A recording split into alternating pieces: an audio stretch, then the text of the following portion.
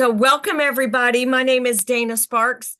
I am the broker of Maximum One Greater Atlanta Realtors, and I am the director of the Real Estate Academy of America, which is the school offering this course for CE credit. This is the 2024 GAR, Georgia Association of Realtors Contract Dissection class, with an emphasis on the mid-year changes that the Georgia Association of Realtors has made to their forms. So I am going to cover the changes when we cover the purchase and sale agreement, and I am going to take time to, after the break, cover more of the mid-year changes. I think they're vital changes this year in light of the preliminary NAR settlement agreement. The changes, a lot of the changes are in reflection of that, as well as just changes that GAR makes mid-year anyway. But I think it's really important for everybody to know, and I want to take advantage of the gift that you have given me of your time for 3 hours. So you will get 3 hours of credit, but I want to also do my best to go over those changes so that you will have at least one perspective and some knowledge of those moving forward. Those changes that GAR has made, they were released to brokers or to schools and brokers early this month. This is June 2024. They are going to be made available to agents as of July 1st, 2024. The NAR settlement has been approved preliminarily by the courts, anticipating final approval by the end of the year. However, there is a lot of issues still in front of the courts. So I don't know. The NAR settlement will most likely get changed a little bit. I do not know if we will get final approval by the courts and the Department of Justice the end of this year, or if the court system will drag this on for many years. So stay tuned on that. But we are going to dive in because I do have the new changes and some forms with my notes on the new changes. I did not put those in a PowerPoint, so I'm not teaching from a PowerPoint today. I am teaching directly from the contracts with my notes. Notes are available. I will walk you through when we get back from the break. I will walk you, they're not necessary for the class, but I will walk you through how to access those. So I'm going to share my screen.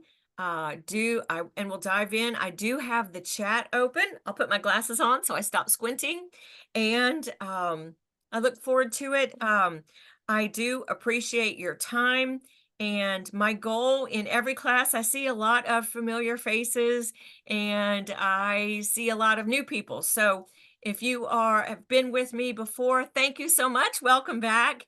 If you are new, welcome. I hope you attend additional classes, either taught by me or taught through the Real Estate Academy of America. My personal goal as an instructor is to teach in such a way that it makes sense to you and you can think through some of these issues when you have questions, when you're in the field or you're writing an offer at 9, 10 o'clock at night, you can't get in touch with your broker. I like to try to explain things in a way where it's truly sinks in and accessible to you and beneficial to your practice. So here we go. I am going to share my screen and we are going to start with the notice to students. So let me share my screen. And if you have never taught a Zoom class before, the instructor, the host controls are a little different than what you see when you are a participant. So sometimes you'll see me looking around and I'm looking for various controls that I can see as a host. But I do have another computer so I can see what you guys see. All right. Notice to students for classroom or a virtual broadcast of a CE class.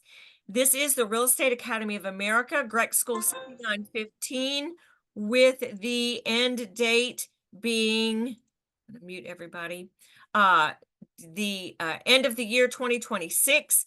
This is 2024 GAR Contract Dissection, course number 77063.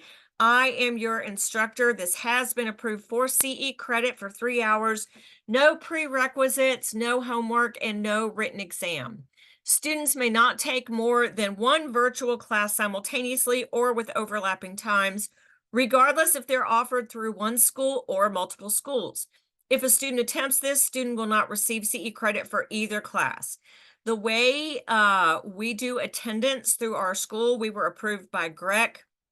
All students must be on time and present for all remote virtual broadcast instruction hours in order to receive credit. The way we do that is through your through when you registered for class and through the chat function. So I'm going to ask you to in the chat 3 times. If you've already done it, you do not have to do it again right now, but 3 times I'm going to ask you for your name, your license number, your email address. We ask for your phone number because invariably we have some students that transpose some of their numbers in their license, or they have forgotten their license number. And we do want to make sure to be able to contact you to make sure to give you credit. Additionally, I will ask some questions just for the interaction. Even if I have given the answer, please go ahead and type your answer in the chat function so that we can always demonstrate to GREC that you did not just turn on your computer and walk away, but you were actually paying attention and present for the entire class. But why would you walk away? Continuing education notice, students may receive credit for a specific course number. That's not course topic, but course number once every 12 months. If you have already received credit for this course, then you are more than welcome to stay for the information, but you will not get additional CE credit. And there is no recruiting by any student on class. If so, please report that to me or the coordinator of our school, who is Heidi Kelly, or the commission directly. CE credits will be recorded 3 to 7 business days after the class. So, all right, ready? We are going to dive in. Please type in your questions in the chat. I am monitoring that. There are some questions I might answer immediately, or I might wait until a break or wait till I finish my thought. So again, 2024 GAR Contract Dissection, and they do include the mid-year changes that did come out from the Georgia Association of Realtors early this month. They will be available to agents as of July 1st. So wherever it is that you get your contracts, whether it be from Remind Docs Plus or Transaction Desk on Georgia MLS. For some of you agents, if your broker has .loop, I don't know if the broker has to load those up into .loop themselves or if that is something done by GAR. So if you are with a brokerage or you yourself use .loop for your contracts, you'll have to check with that. Additionally, it is a GAR licensing agreement, part of their licensing, that once a new version of a contract or contract form is out, it is a violation with GAR to use any previous version of that form. So not all the forms were changed, but for example, the purchase and sale agreement was changed. So as of 7/1/24, you cannot use a previous version. So for some of you agents who have downloaded the contracts onto your computer, you are prohibited from using a form if there is a later version out of it.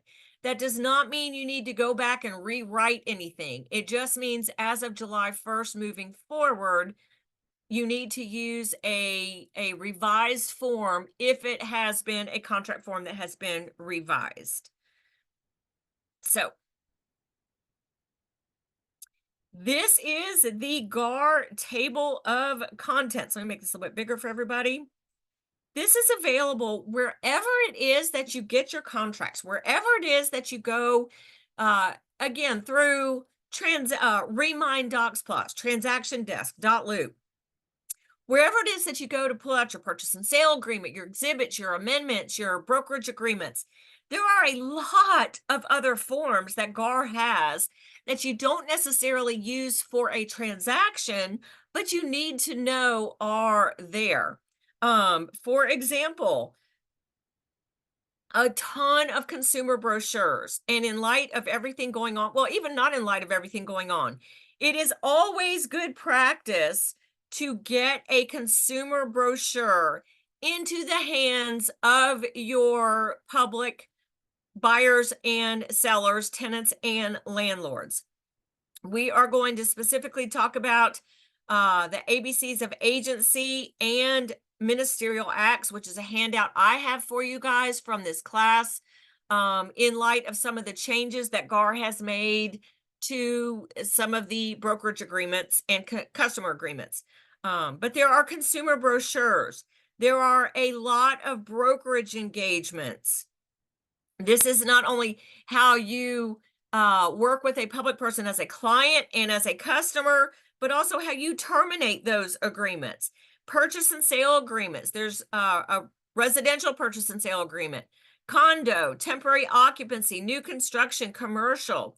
There is a whole list of special stipulations, all those special stipulations library from GAR. You can download onto your computer and read all of those.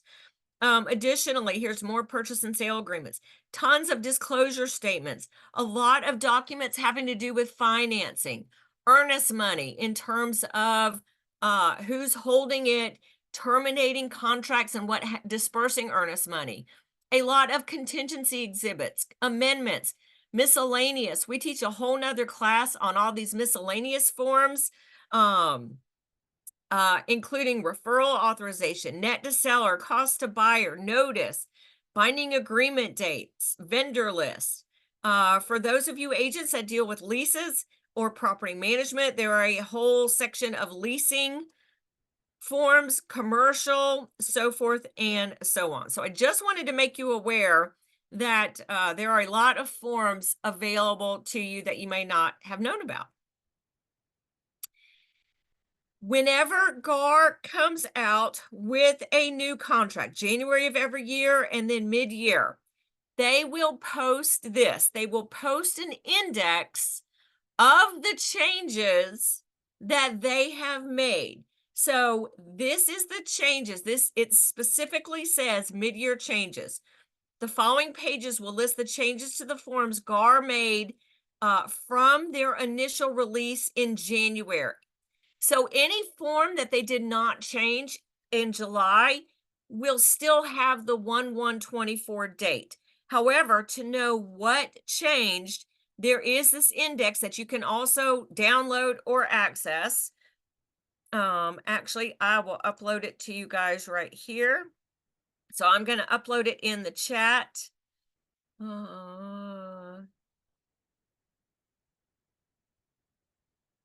So you can download it from the chat as well.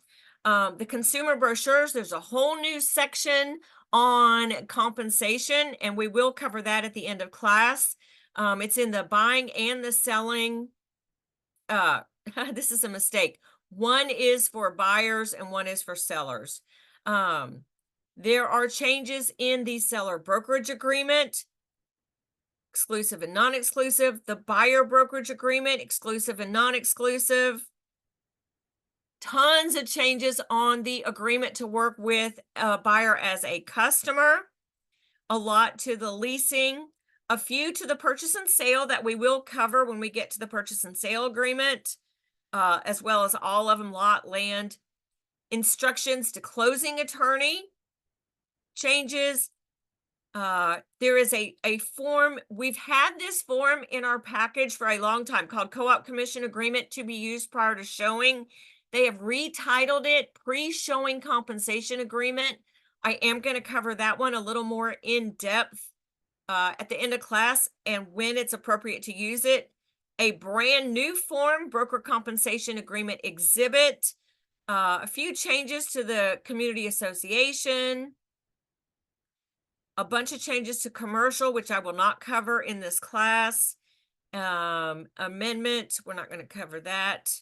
And they've reworked the two special stipulations regarding buyer requesting seller to pay buyer's broker's commission. And also actually yesterday, they just released another mid-year change. And let me show you. There are additional forms. Here we go. I don't have this one underlined. This just came out 2 days ago. But there are two new forms. Disclosure of information on lead-based paint. And you're saying, Dana, this isn't a new form.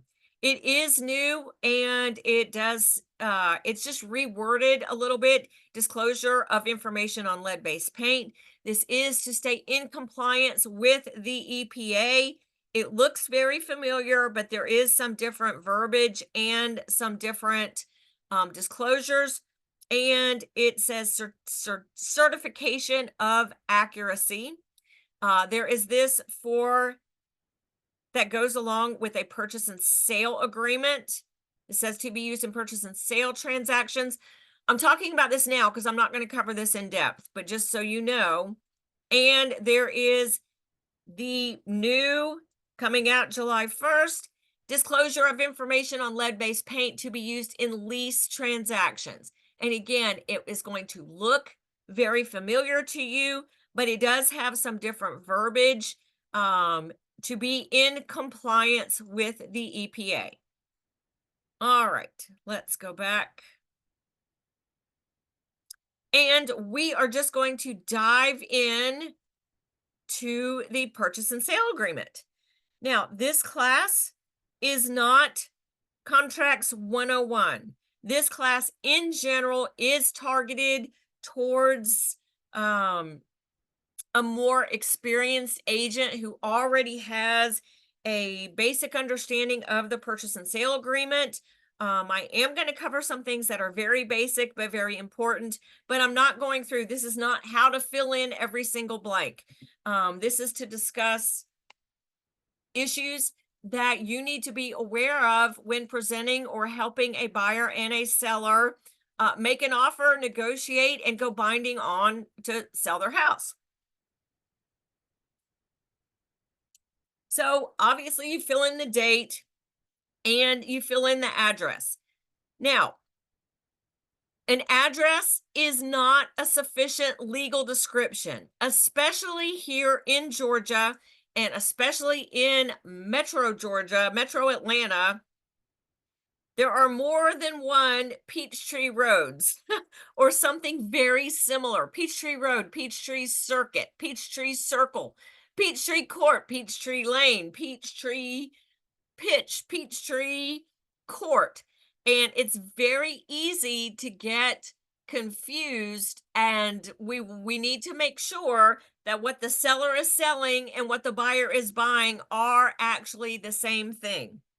So you absolutely need a legal description above and beyond just an address. So the best legal description would be an actual copy of the seller's warranty deed. Then second best would be a description, would be the reference warranty deed book and page in the county records. The least accurate description is this number 4, land, lot, district, section, lot, so forth and so on. I will tell you that it is very helpful for all parties, your public as well as your closing attorneys, if you do identify the subdivision. However, the problem is a lot of agents will not fill in all this information. You'll just put the land lot, or you'll just put the lot. You won't put land lot, you won't put the district or the plat book or the page. Therefore, this is incomplete. And you have all heard a myriad of horror stories of going to closing and Buyers and sellers after closing, realizing they did not buy what they intended to buy. While I'm here, we have a lot of sellers and buyers who are buying lots in assemblage. What does that mean? That means a seller has multiple contiguous lots that share a border, and they are selling these discrete parcels. They each have their own legal description, but they're selling them all together. A buyer is buying more than one lot from the seller. Well, you don't have to do a separate purchase and sale agreement for each lot. You can write up one purchase and sale agreement for all of those lots. It's called an assemblage. Be extremely careful if that is what you are doing. How do you identify that to the closing attorney? So the closing attorney knows how to prepare the deeds and all the documentation. What you're going to do, instead of writing out a legal description for one of the lots, you're going to write just it's another option that's not here, but you're going to write C special stipulation. Then you are going to add a special stipulation that states something to the effect of, this purchase and sale agreement is for an assemblage of the following parcels with these legal descriptions. A, legal description of parcel 1. B, legal description of parcel 2. C, legal description of parcel 3. So you've got to identify that not only in the special stipulation, but here's what happens. If you attach a legal description or write out a deed book and a page for just one of the parcels that's being sold as an assemblage, the closing attorney or the title search might not see the special stipulation that it is for an assemblage and not just that one lot. So again, agent point of practice, if it is an assemblage, do not identify one specific legal description here, but just put C special stips and identify the assemblage and every discrete parcel legal description there. Where do you get the legal description? Well, best place would be a copy of the actual seller's warranty deed. Additionally, online records from your closing attorney or from gsccca.org. That stands for the Georgia Superior Clerk of Court Co-op Association. There is a fee for that. At maximum 1, we pay for that for our agents.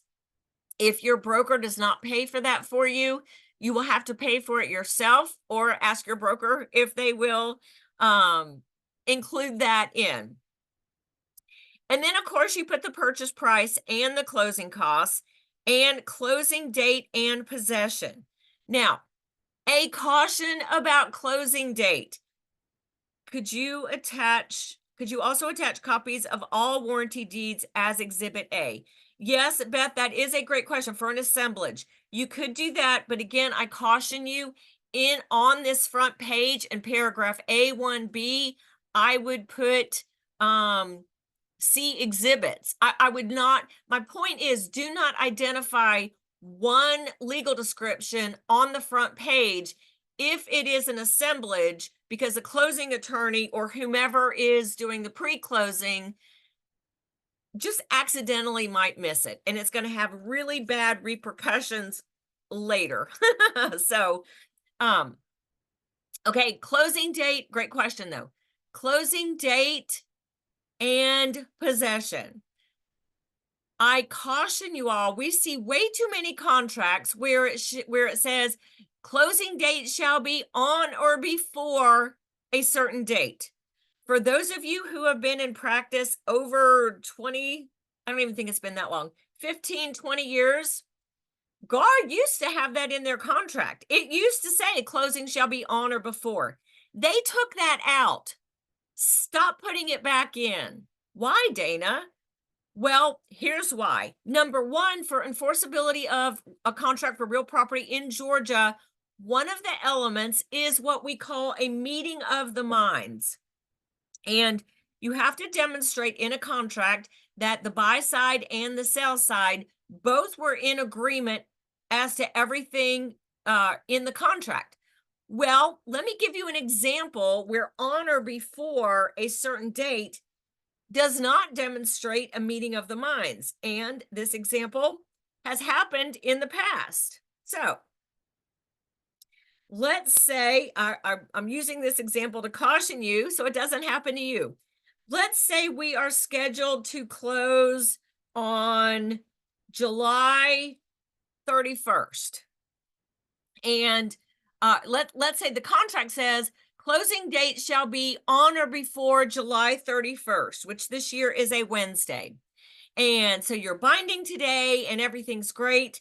And so the seller is gearing everything for a July 31st move, closing July 31st. And let's just say it's possession on that day. And then the lender gets everything done. And it says here on or before July 31st. Well, the lender gets everything done and gets the loan done a week early. So the lender says, great, guess what? We can close a week early. We can close July 24th. That's a whole week early. So they call the lender, the attorney represents the lender. So the lender calls the attorney and says, guess what? We've geared all the loan and everything. We're going to close early on July 20, or we're going to close on July 25th. So everything gets rescheduled. The paperwork gets all done. The paperwork is geared towards a July 25th closing. Buyer's agent contacts seller's agent and says, guess what? Great news. We're closing on July 25th.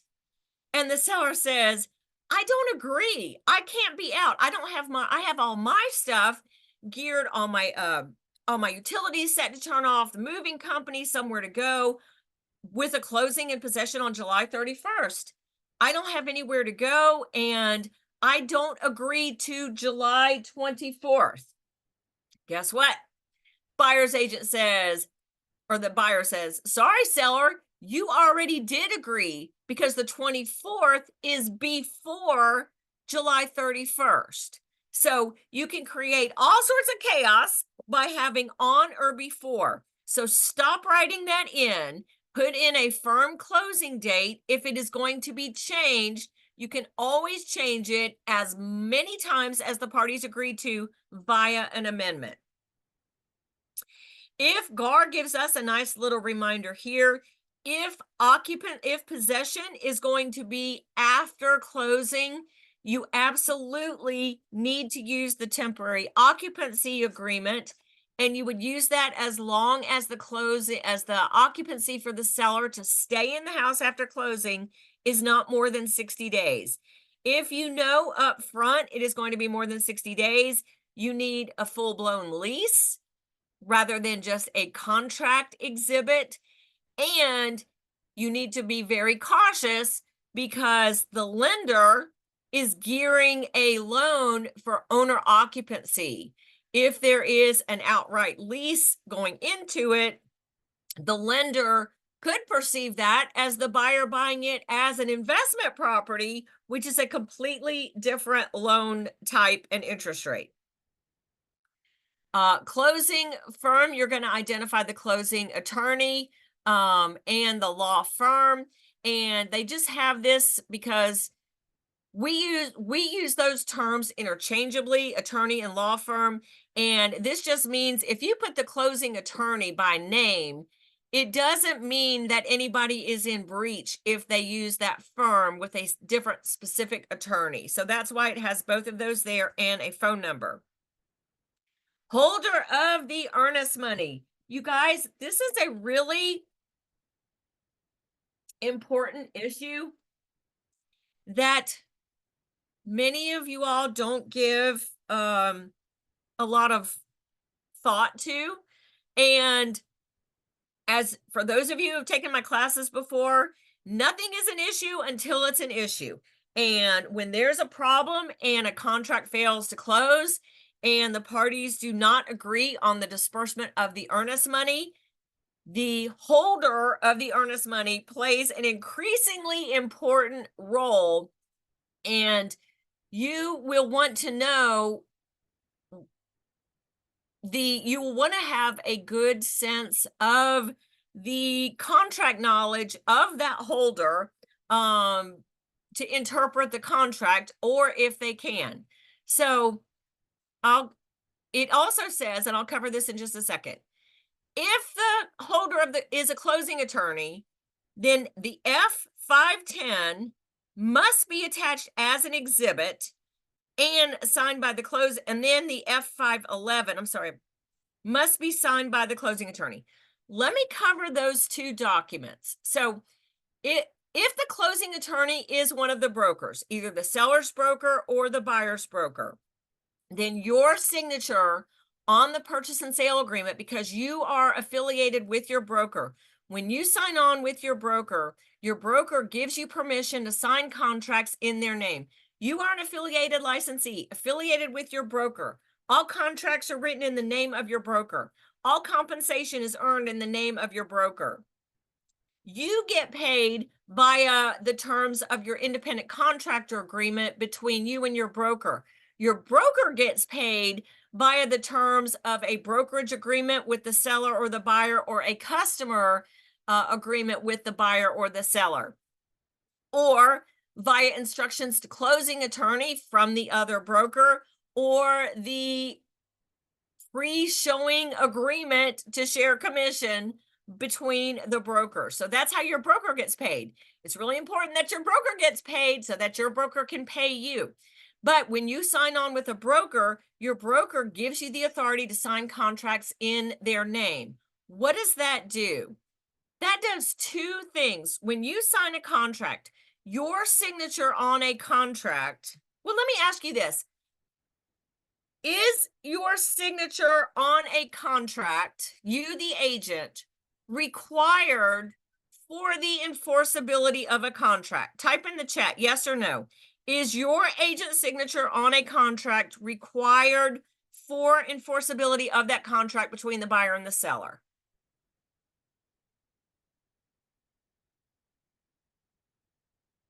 The correct answer is no. A contract between a public buyer and a public seller is completely enforceable as long as they have signed it. Your signature is not necessary for enforceability. Okay, Dana.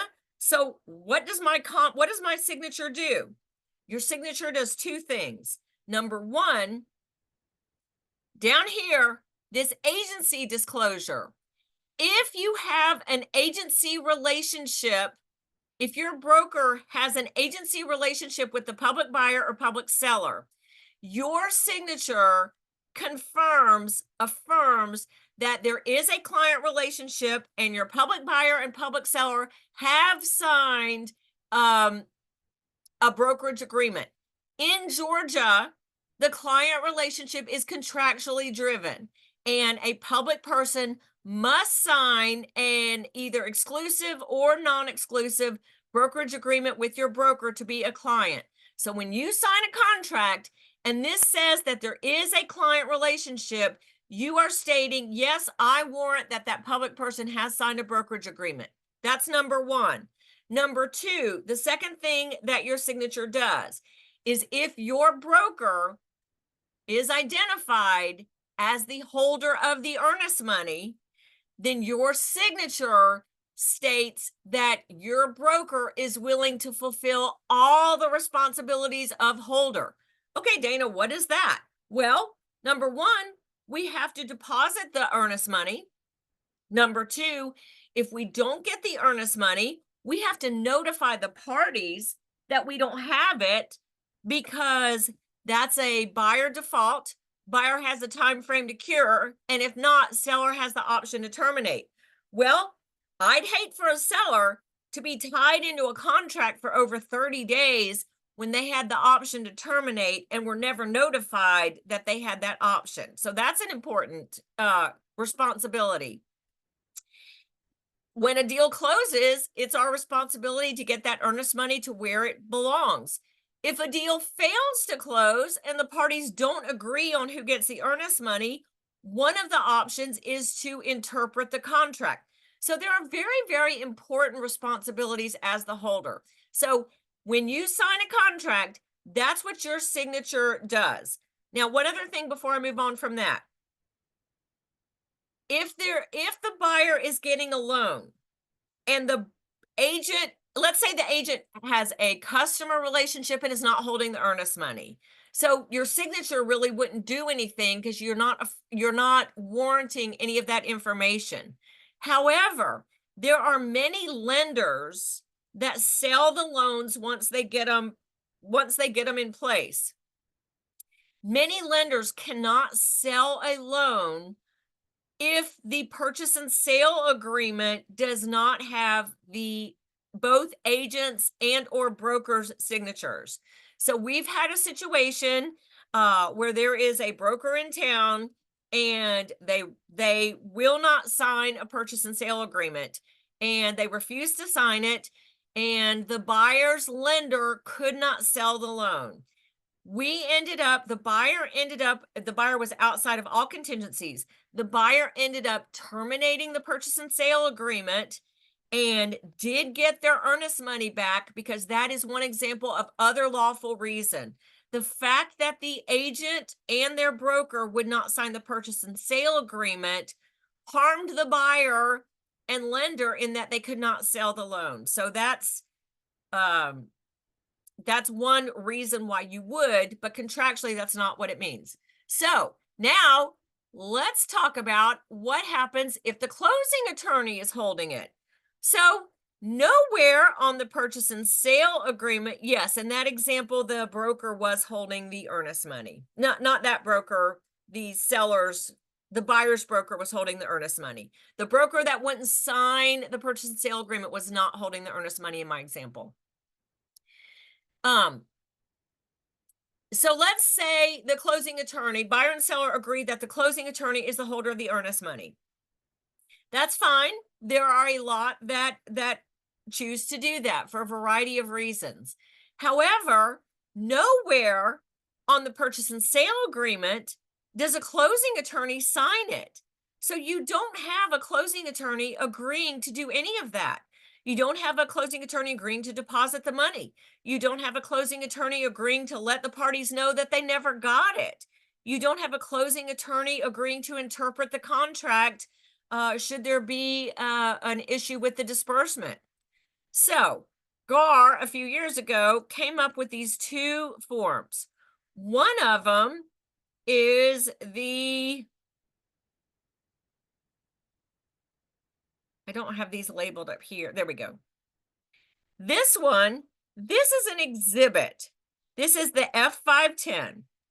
So this form is where the buyer and the seller identify who the closing attorney is who's going to hold the earnest money. So here at the bottom, the closing attorney's contact information. This is initialed by the buyer and the seller. There's a lot more information on this form. Closing attorney acting. It says the buyer is responsible for getting the entire binding purchase and sale agreement to the closing attorney within 2 business days. And they have to get the closing attorney to agree within 2 more business days after that. The closing attorney then has 5 business days after getting the contract to agree to become the holder. And once they do, the closing attorney agrees to fulfill all those responsibilities of the holder of the earnest money as outlined in the contract. So a couple of things. Number one, a closing attorney might not agree to be the holder. Number two, the closing attorney might not agree to be the holder until they get the earnest money, but I'll cover that in a second. One other thing you guys need to be aware of: paragraphs 6, 7, and 8. And if the closing attorney does not agree to become the holder of the earnest money, then the alternate holder automatically becomes the holder. There's a fill in the blank here that many agents leave blank. You should fill that in. If you leave it blank, it says right here, the alternate holder shall be the buyer's broker. The next thing, agents, if you are dealing with all cash and there is not a lender involved, you must be aware of this paragraph number 8. In an all cash transaction, where the closing attorney is representing the buyer or the seller, the closing attorney can hold the earnest money, but in the event of a dispute between the parties regarding the disbursement of the funds, the closing attorney shall not disperse the funds based upon a reasonable interpretation of the agreement. Instead, and notwithstanding any provision to the contrary contained in this agreement, in the event of a dispute regarding the earnest money in an all-cash transaction where the closing attorney is representing the buyer or seller, the only remedy available to the closing attorney to resolve such dispute shall be to interplead the funds into a court of competent jurisdiction. So if it's an all-cash transaction, and let's say there was a 5-day due diligence period. Let's say the buyer terminated on day 3 after binding agreement date. Clearly, they are not in default. Clearly, they would get their earnest money back. So buyer's agent sends the TNR day 3, clearly before the expiration of their due diligence period. The seller, however, does not sign the TNR, the release part of the TNR. They don't agree for the buyer to get their earnest money back, or they might agree, but for whatever reason, they don't sign the form. Listing agent can't get the seller to sign that form. Guess what? The closing attorney is the holder of the earnest money. It's an all-cash deal. You have just now put the buyer and the seller in a lawsuit. They're going to court, and there are legal fees involved, court costs involved, and the closing attorney, we have, as the holder, if we have to interplead it into a court, we have costs involved.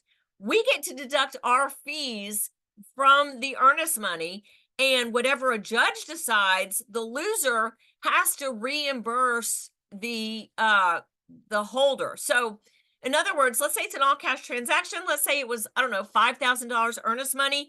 Clear, the buyer would get their earnest money back. Seller, for whatever reason, won't sign it. Closing attorney's the holder. Guess what? Has to go to court, and the judge will interpret the contract, rule that the buyer gets it back. They were within their agreed upon contingency time frame. The seller, they're not just not out the money that they wouldn't get anyway. You've just now incurred costs upon the seller because the holder took their fees out of the earnest money. Well, the seller has to make that whole. So whatever court costs and fees were incurred by the holder and the buyer, in my example, the seller would have to pay. If it was opposite, the buyer would have to pay. So just know that in an all-cash transaction, and they don't agree on the release part, you're going to court if the attorney's the holder. What if a contract becomes all cash due to expiration of contingencies? Expiration of contingencies, Paul, is just for protection for earnest money for a party terminating. If a contract is subject to a financing contingency, it is not all cash. I mean, in essence, our GAR contracts are all cash at closing anyway. The seller doesn't have to wait 30 years for their money. But if there is a financing contingency in a contract, it is not considered all cash. But great question. Okay, so back to the closing attorney as holder. Though this form, this is an exhibit. So your buyer and your seller, they want to know what they're getting involved in, and you identify the closing attorney. Then these time frames up here, the buyer has to get the contract to the attorney within 2 days, and the closing attorney must agree within 5 days. Again, the attorney still does not sign this exhibit. Within these 5 days, here's what the closing attorney has to sign. This is a separate form. This is GAR F511.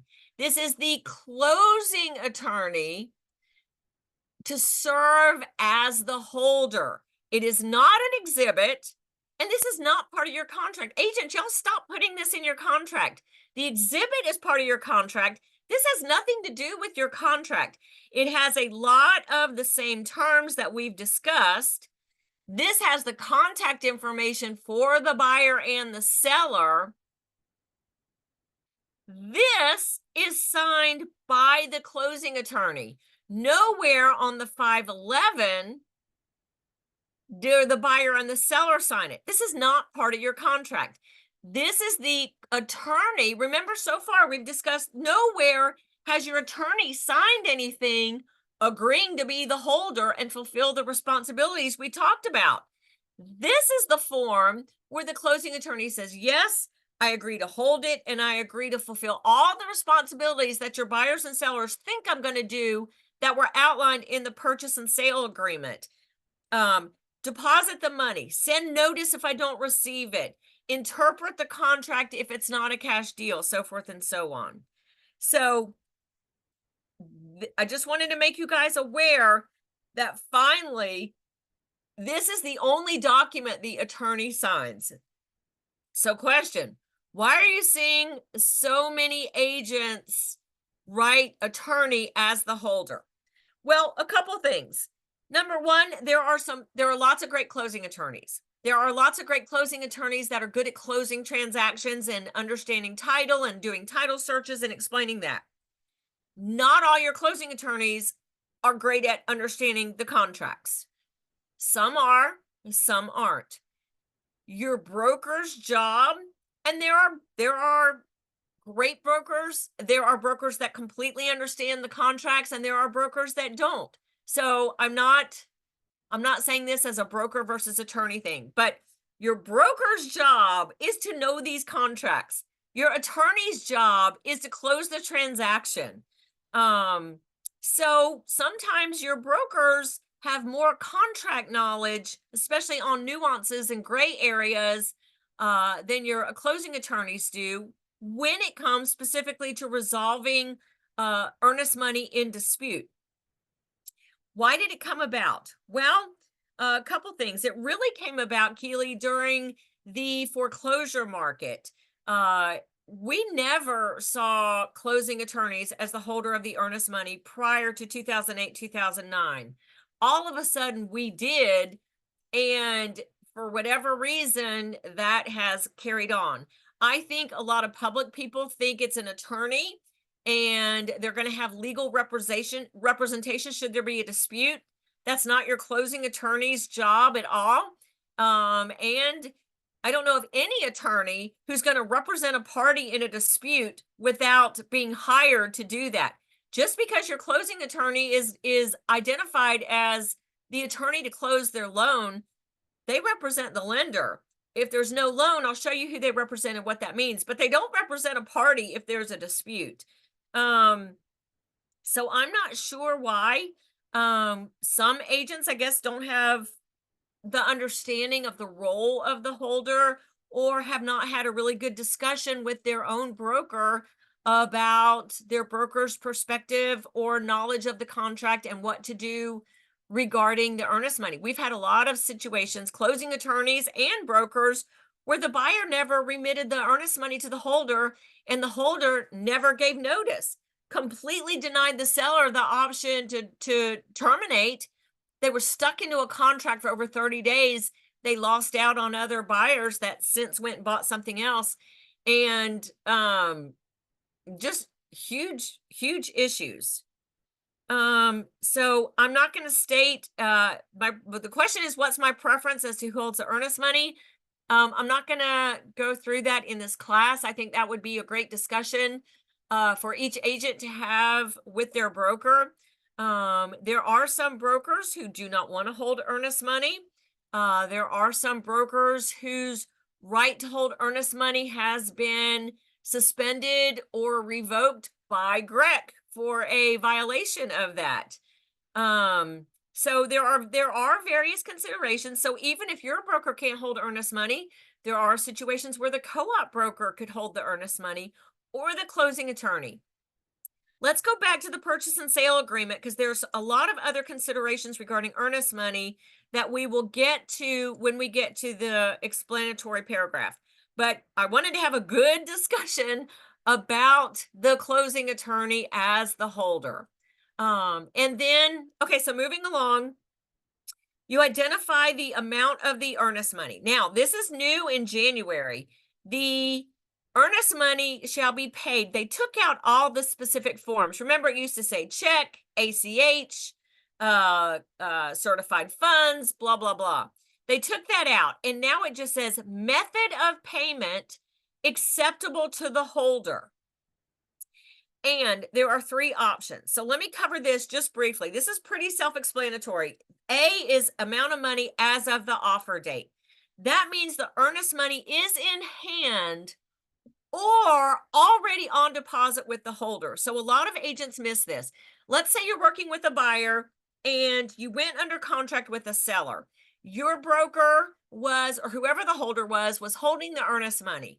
That buyer terminated contract number one within due diligence. Seller didn't have a problem. They signed the release, agreeing to release the earnest money back to the buyer.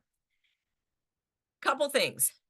If your buyer is still working with you as an agent and your buyer wants the broker just to hold that earnest money on deposit while they go find another house, number one, your holders, we can't just hold, once earnest money has been released per a TNR, we can't just hold it. We have to have something in writing from the buyer directing us to maintain, to keep that money on deposit. Because once a contract's been terminated and the earnest money has been released to a party, that money belongs to the party, and I have to disperse it to that party unless directed in writing to disperse that. At Maximum One, we have a form called transfer of earnest money from one property to another. And if the second property hasn't been identified yet, you just put to be determined. But we have to have the buyer or whoever signature in this situation, the buyer's signature to hold that earnest money.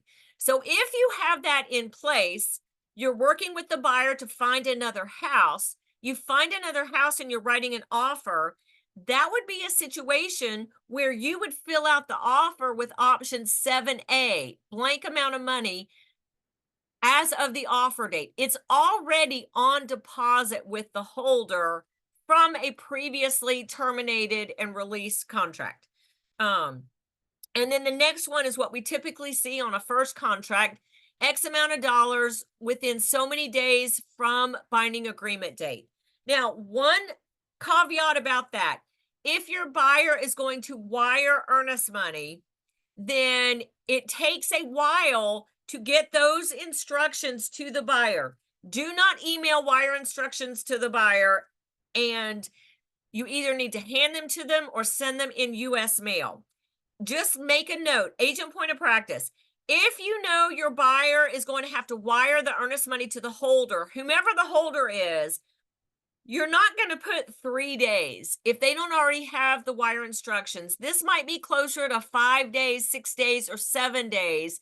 And you just explain why that's an extended time frame, because you have to get the wire instructions to the buyer in some method other than an email.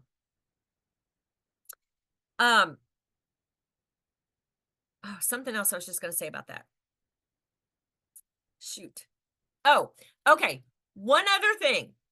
What happens if, let's say this says earnest money to be paid to the holder in a method of payment acceptable to the holder within, let's say they were going to wire it. And so we have 7 days from binding agreement date, $5,000, 7 days from binding agreement date. Let's say down here we have a 10-day due diligence period. Let's say on day 3 from binding agreement date, the buyer terminates. How do you address the earnest money in the TNR? Well, if earnest money is addressed in the creation of a contract, i.e. in this paragraph, then earnest money must also be addressed in the termination of a contract, i.e. on the TNR. So if the earnest money hasn't yet been sent by the buyer to the holder, you still have to fill in the release portion. So what do? On the release portion of a TNR, you are going to write, and I think I've got the TNR here somewhere. Here's the TNR. So in my example, the buyer is terminating the contract based on due diligence. And also, just so you guys know, in 2020, you only need, the termination is unilateral. You only need one signature. In 2024, love, this is my favorite change they made. GAR added only one signature. It doesn't say buyer or seller. It just says signature of party giving notice. So love that. So back to my example, buyer's terminating under due diligence. You don't need to put an explanation. You just put because they have the right to do so under due diligence. Here, under the release of the earnest money, in my example, buyer isn't supposed to yet send it, and it's a wire. They're terminating before their obligation. Here, you are going to write buyer to retain earnest money of $5,000, not yet remitted,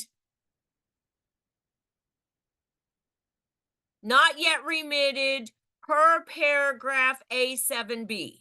So you still have to address it, even though the buyer hasn't been contractually obligated to send it. So buyer to retain earnest money of whatever, $5,000, not yet remitted per paragraph A7B. So that's how you address earnest money in a TNR when it is terminated before the buyer's obligation to have sent it. Now, moving on to the inspection and due diligence. You guys, do not put 0 days. You need to at least give your buyers 1 day to sleep on it. So property is being sold subject to a due diligence period of so many days from binding agreement date. This second section about option payment, I haven't seen anybody fill this in years and years and years. So what does a due diligence period do? Well, it does create a mini option contract for the buyer. And what does that mean? That means the buyer has the option to terminate the contract with no penalty, meaning they'll get their earnest money back for any or no reason, as long as they send notice of termination before the end of this time period. We used to call it a free look. So it does create a mini option contract, which means we have to get past this due diligence time frame really before the rest of the purchase and sale agreement kick in. So that, because it creates a little mini option contract, this paragraph 1, it says the buyer has paid the seller $10 non-refundable option money, receipt and sufficiency of which is hereby acknowledged. That money never changes hands. When it talks about option money, it's for the option of a due diligence period. This next paragraph, paragraph 2, again, I haven't seen this filled in years. This is additional money. This is not earnest money. It has no protection like earnest money has protection. This is money going directly from the buyer to the seller, and it is non-refundable. It goes directly to it's to entice a seller to take this buyer's contract over another contract. But you agents working with buyers, it has no protection. The buyer pays it to the seller and they do not get it back. And then you can apply it. You can give the seller does have the option of giving it to the buyer as a credit at closing, but they don't have to. Again, I have not seen that filled in years. Lead-based paint, again, if the property was built prior to 78, or if anything in the property, like an antique mantle, something like that, you've got to use the lead-based paint exhibit. Again, please use the new one coming out in July. It has a little bit different verbiage to be in compliance with the EPA.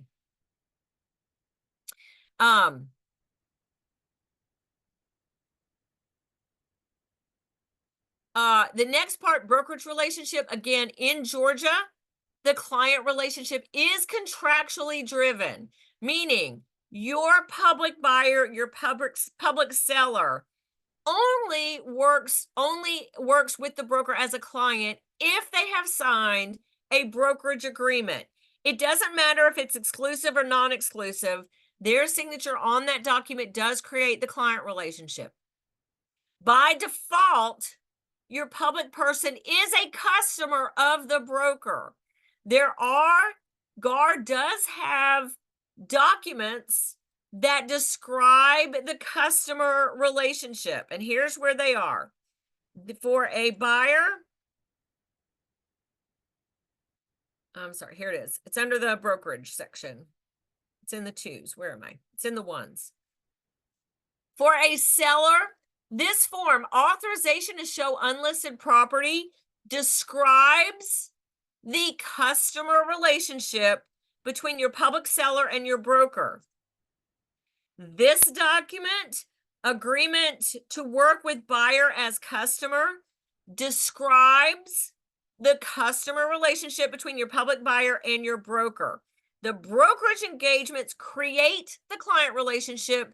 The other ones describe. Again, by default, your public is a customer. However, agent point of practice, you absolutely, in my opinion, need to make sure your public person signs the customer description so they understand their relationship with you and the broker. And in light of the NAR settlement, one of the provisions is your buyer must sign a document where they understand you have to disclose their financial obligation to use your professional services, even as a customer.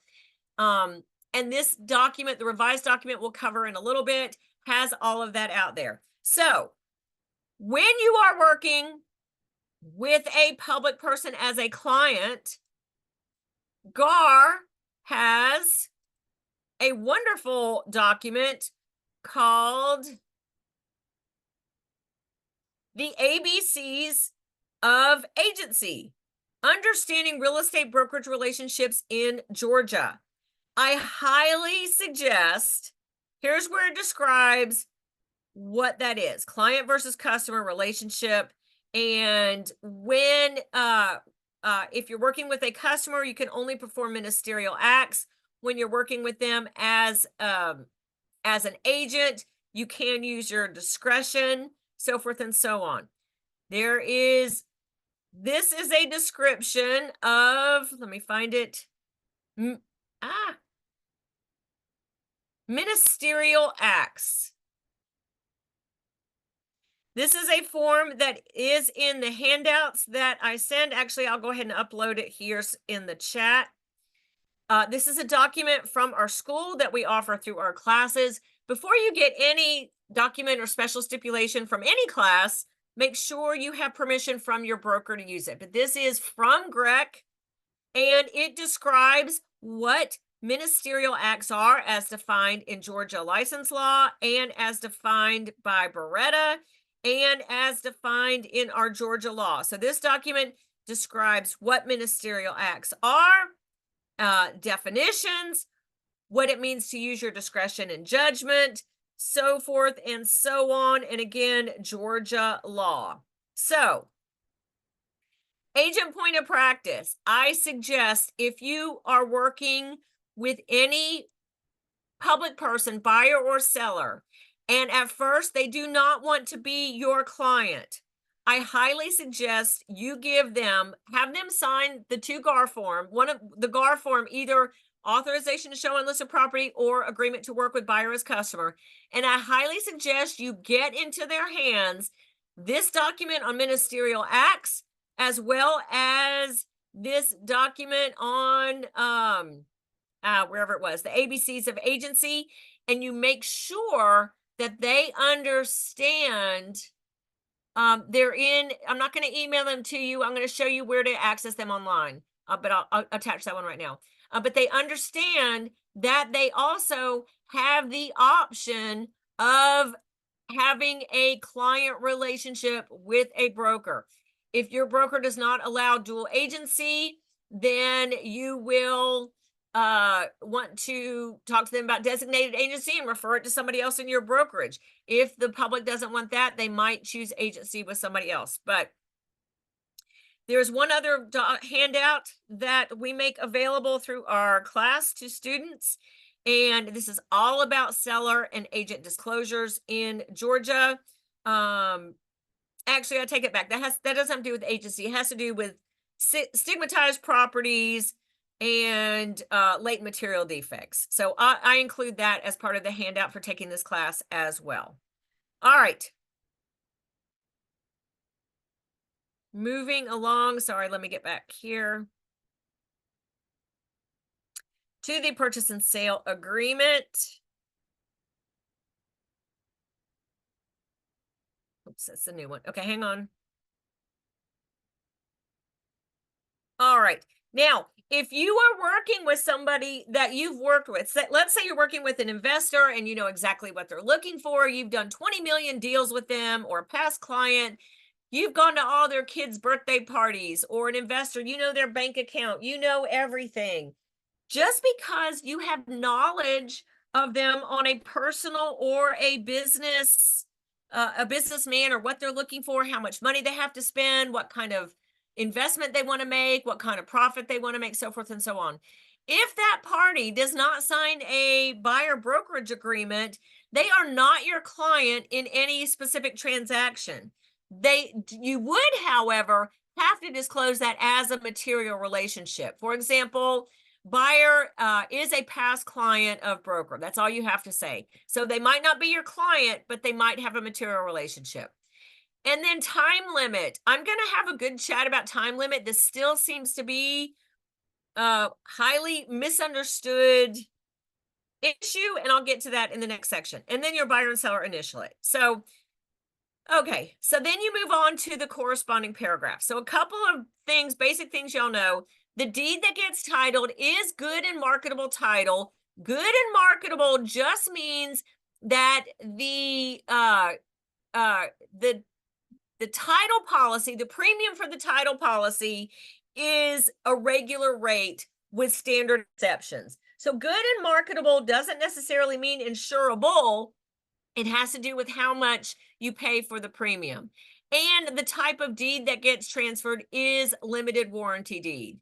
Now, this next section here, buyer may examine title and obtain a survey of the property and furnish seller with written statement of title objections prior to closing.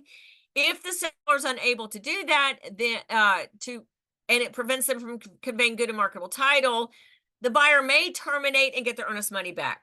Obviously, your buyers aren't the ones examining title, the closing attorney is. But my point is, if you hear from the closing attorney there's an issue with the title, y'all are handling it email to email. You buyer's agents, you need to protect your buyer, and you need to pull out a notice form.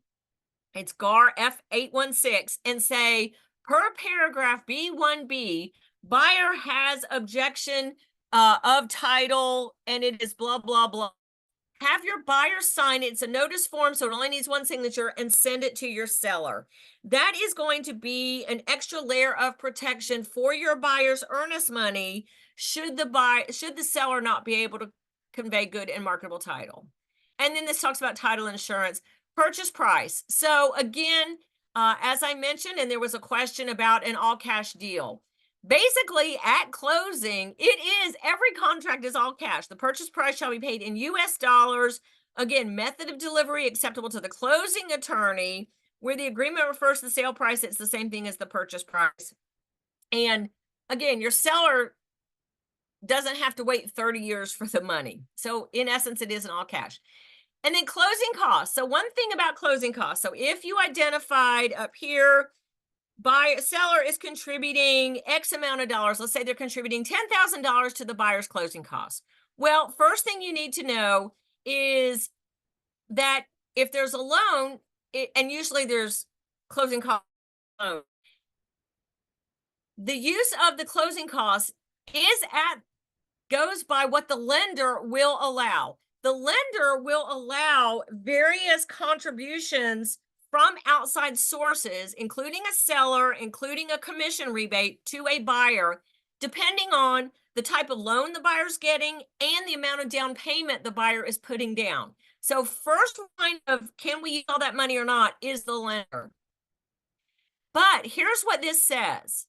This says sellers at closing, sellers shall make the monetary contribution which the buyer may use to pay any cost or expense of the buyer related to this transaction, including any commission obligation of the buyer.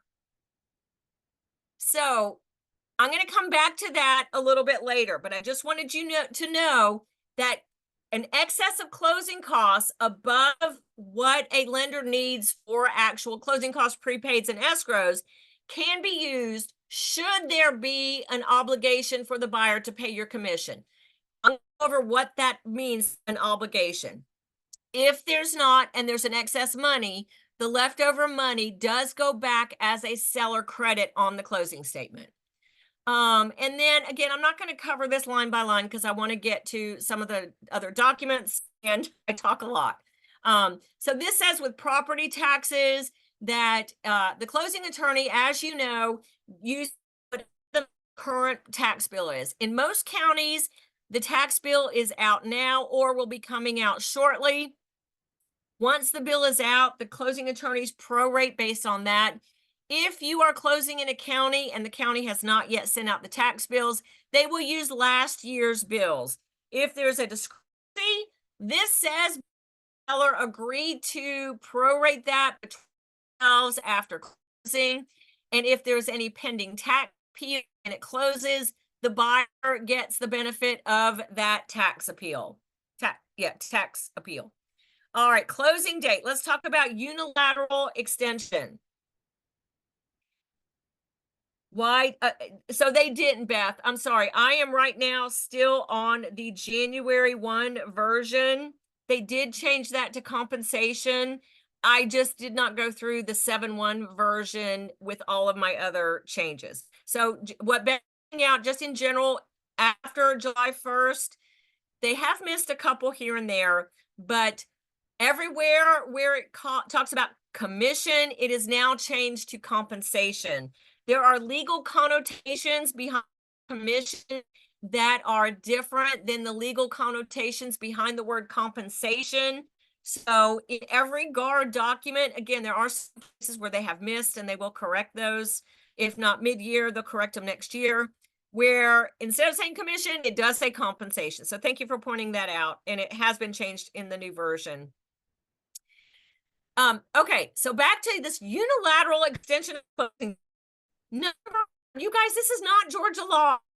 This is not, there's not a right for a party to unilaterally extend a closing date on any other contract other than the GAR contract. It's not part of new construction contracts. It's not part of the RE forms. It's not part of your attorney written contracts. It's not part of your investor contracts. This is just a contract provision in the GAR purchase and sale agreement. So we've had a lot of agents with new construction and something happens and they send out the unilateral notice. Well, you can't do that. There are only very specific reasons why a party can unilaterally extend a contract. If the parties want to change the closing date and they agree to it, use an amendment. You can amend it all day long. You can use for any reason. You can use the unilateral only for these reasons. Number one, there are some title issues that aren't anything having to do with money. Example, a cloud on title, something wasn't recorded. If there's a title issue because the seller owes back tax on the title, you cannot use the unilateral extension. Additionally, if the mortgage lender has not finished underwriting the loan, as long as their delay is not caused by the buyer. In other words, if they were waiting on the buyer to give them last year's returns and the buyer never did it, yes, the lender's delayed, but that was caused by the buyer. Or this, if the buyer hasn't received the required estimates or disclosures from the lender. So the TRID laws say that the lender, it used to say they must give out certain financial disclosures at least 3 days prior to close. And there's a new provision that they have to send the buyer something 7 days prior to closing. If they have not done that, they are federally prohibited from closing. And if the closing attorney has a scheduling issue and cannot get you closed on time, those are the only reasons you can use the 8-day unilateral extension. The other thing you need to know about that, it can only be used one time per contract. That's it. So you want to use this as a last resort. If the parties agree to extensions, you want to amend it all day long. Only use this as a last resort. And the next thing you need to know is either buyer or seller may use it for any one of these reasons. If you have a seller that wants to keep this buyer in contract and there are loan delays, it's hung up in underwriting due to no fault of the buyer, the seller can send the 8-day unilateral even though it's a loan issue. Likewise, if there's a title issue but the buyer wants this house, the buyer can send the 8-day unilateral even if it's a title issue. So you don't have to stay on quote unquote your side of the track, so to speak. The new TRID requirement, Beth, I got it from one of our closing attorneys. It's something about emailing something 7 days. I'll have to find it and give it to you because I don't know it enough to repeat it back. All right. This next section, keys and openers. Basically, this says not only keys and openers, but if your properties are in a community where there is, let's say, a gate, or there's a key fob or a key card to get into a swimming pool or something like that, all of that stuff either needs to be conveyed from the seller to the buyer at closing, at least one copy if there's possession, if there's delayed possession. And there are some situations where the sellers have to turn in those key fobs back to the community, back to the HOA. They can't keep them. If that's the case, they need to make sure to give the buyer instructions on how to get the key fobs again for a gate or a swimming pool, so forth and so on. This next section, you guys, we have so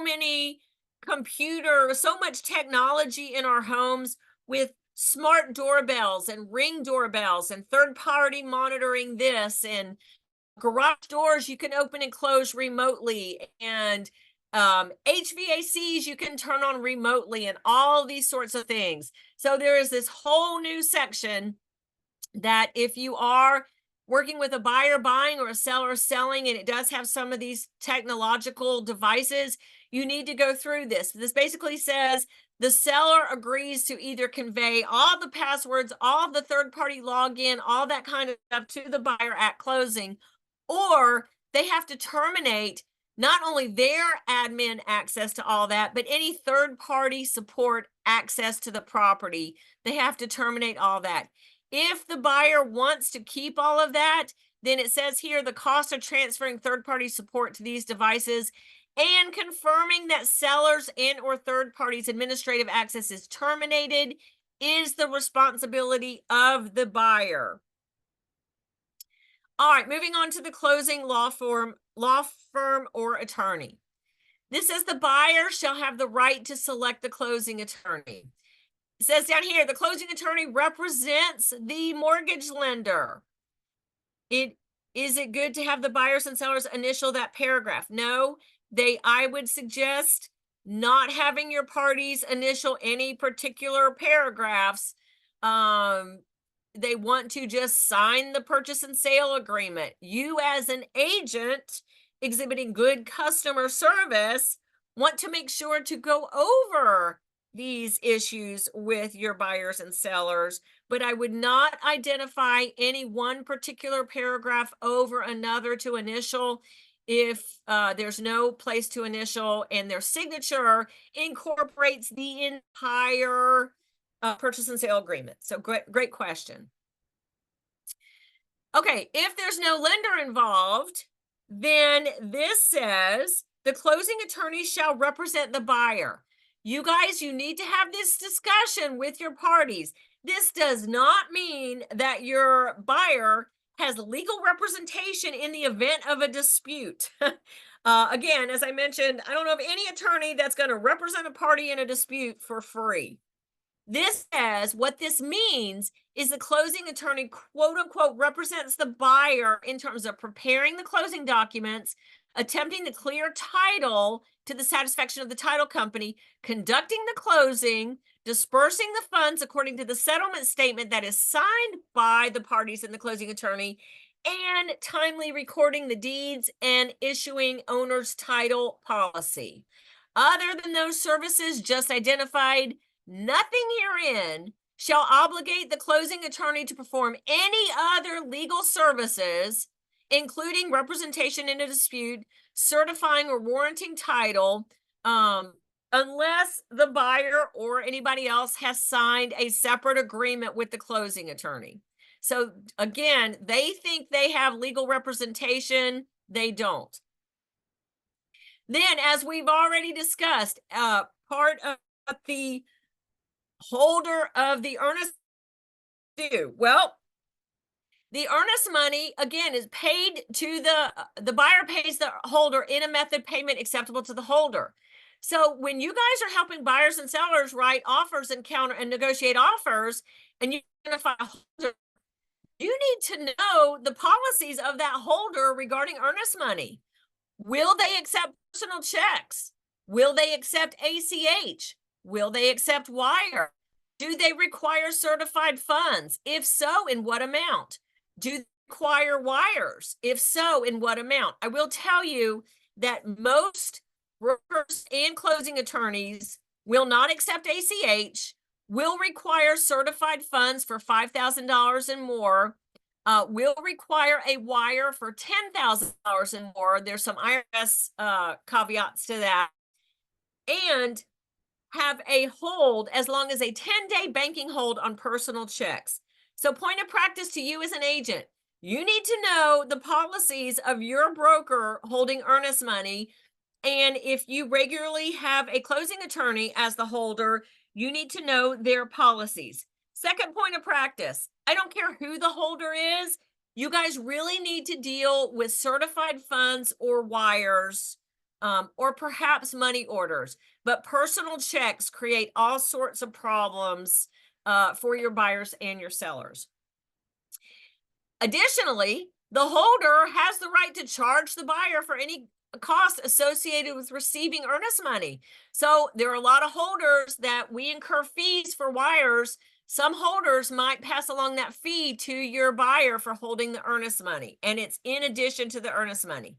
Then it says, the front of the contract says when the buyer's supposed to send it to the holder. Then it says our contract, once the holder receives it, we have to deposit, or whoever the holder is has to deposit within 5 banking days after binding agreement date. And we don't have to return it, even if there is a fully executed TNR, until we have assurance it is cleared the account. We don't have to disperse it. And look at this last paragraph. In the event any earnest money is dishonored by the bank, the earnest or it's not timely paid, meaning the buyer didn't send it in, the holder shall promptly give notice to the buyer and the seller. Buyer has 3 banking days to cure the default, and if not, the seller may within 7 days thereafter terminate. So again, you need to make sure that if your holder hasn't received the earnest money, they need to send this notice to go through this issue. You guys, your purchase and sale agreement, in essence, is a receipt for that earnest money from the holder. So I don't know why a holder would never give notice if they didn't, but some holders just accidentally do it, accidentally fail to give notice. However, it is your responsibility as agent on both sides of the deal, buyer side and seller side. Follow up with the holder. Did you receive the earnest money? Did you deposit the earnest money? Did you receive the earnest money? Did you deposit the earnest money? Again, nothing's an issue till it's an issue. But if there's an issue, both sides are going to want their hands on that money. And if you as the agent never followed up and never knew that not only did the buyer not send it, but the holder never got it or never deposited it, that's going to come back on you. Now, If the buyer never sent the earnest money or it bounced from the bank, they never cured the default, and the seller terminates, there's no earnest money to disperse to the seller as liquidated damages. Y'all need to understand that. The benefit to the seller is you get to get out of this contract and go put it back active and sell it to someone else. Who's entitled to the earnest money? Well, we know the buyer's entitled to it when it closes. It's their money. So if there is a fully executed T&R and the seller agrees, they get it back. Or if the holder was holding it and they made an offer that was never accepted. And then this next section talks about the holder dispersing it. Again, upon closing, upon written agreement of buyer and seller, which is the release part of a termination and release. If we are under court order from a judge or an arbitrator that has jurisdiction, we have to go by what they tell us to do. Or if you have a T&R and the parties don't agree in writing, then the holder may disperse their earnest money again upon reasonable interpretation of the contract. We call this the 10-day letter, and this is why. This all goes on to say that the holder can go through, figure out what happened, why it failed to close. What did it fail to close because a party defaulted? Did it fail to close because there was a termination done prior based on a contingency, and that contingency had not expired, and the seller, for example, just won't sign it, or the buyer won't sign it, whatever. We get to interpret that. It's called 10 days, the 10-day letter, because we send the notice. We have to wait 10 days. We have to give the party not getting the money 10 days to make an objection. And then beginning on day 11 or later, then we can disperse the money. Again, all cash transaction, closing attorney is holder. They can't do this. It has to go to court. Also with this 10-day letter, we can get supporting information from the buyer, from the seller, from the agents, from the lender, from the closing attorney. If there's too much earnest money, it's too much money, or it's too legally complicated, we can also choose to interplead it into a court. And here's where it talks about where we can deduct our fees. This little section here, you listing agents, y'all need to make sure your sellers are aware of this. If there's a termination and release and the holder is going to disperse, whether it's contested or not, the earnest money is more than $600 and the holder is going to disperse it to the seller. Before the holder disperses it to the seller, they can require a W-9 from the seller. And guess what? Your seller's going to get a 1099 for that money. It's going to show as income to them tax-wise at the end of the year. But that's in the GAR contract. And then there's this section about hold harmless. The parties agree, as long as it's not outright fraud, the parties agree to hold the holder harmless and not sue them for their decision to disperse the earnest money. Moving along to inspection and due diligence. Again, due diligence is only a buyer right to terminate, not a seller right to terminate. You guys, once a seller signs a purchase and sale agreement, there are very few options that give the seller the right to terminate. There are a myriad of buyer options to terminate and contingencies, but very, very few seller contractual rights to terminate. A due diligence period is only a buyer option to terminate for any or no reason with no penalty, meaning they will get their earnest money back. And it says, unless otherwise specified herein, property is being sold as is with any and all faults. The buyer has the right, and Georgia's a caveat emptor state, meaning the buyer needs to make sure of what they're buying. The burden's on the buyer to check it out before they exchange money for goods or services. So they have the right to inspect it. But just because they have the right to inspect it doesn't mean the seller has an obligation to repair anything. And then here's a reference for the buyer to check out if it's a meth house, the registered sex offender list, so forth and so on. Agents, do not do your due diligence for your buyers. That is their responsibility. Now, you can help them. You can identify multiple vendors for them to choose from. You can help them figure out where to go to get zoning of the property, to see if there's any proposed zoning for the road out front. You would advise them to get a survey. You advise them to check the school district and make sure the school district lines aren't changing, but do not do your buyer's due diligence for them. Please, please, please, please. Then this section says buyer's inspection rights continue through closing. Now, a buyer can't just walk into a seller's house willy-nilly without notice. So, because it's still not their house, it belongs to a seller. So upon prior notice to the seller, but the buyer and their representatives have the right through closing. Why through closing? Well, if repair, oh, let me go back up here. During this let me back up here. During this due diligence period, the seller has chosen to go under contract with this buyer.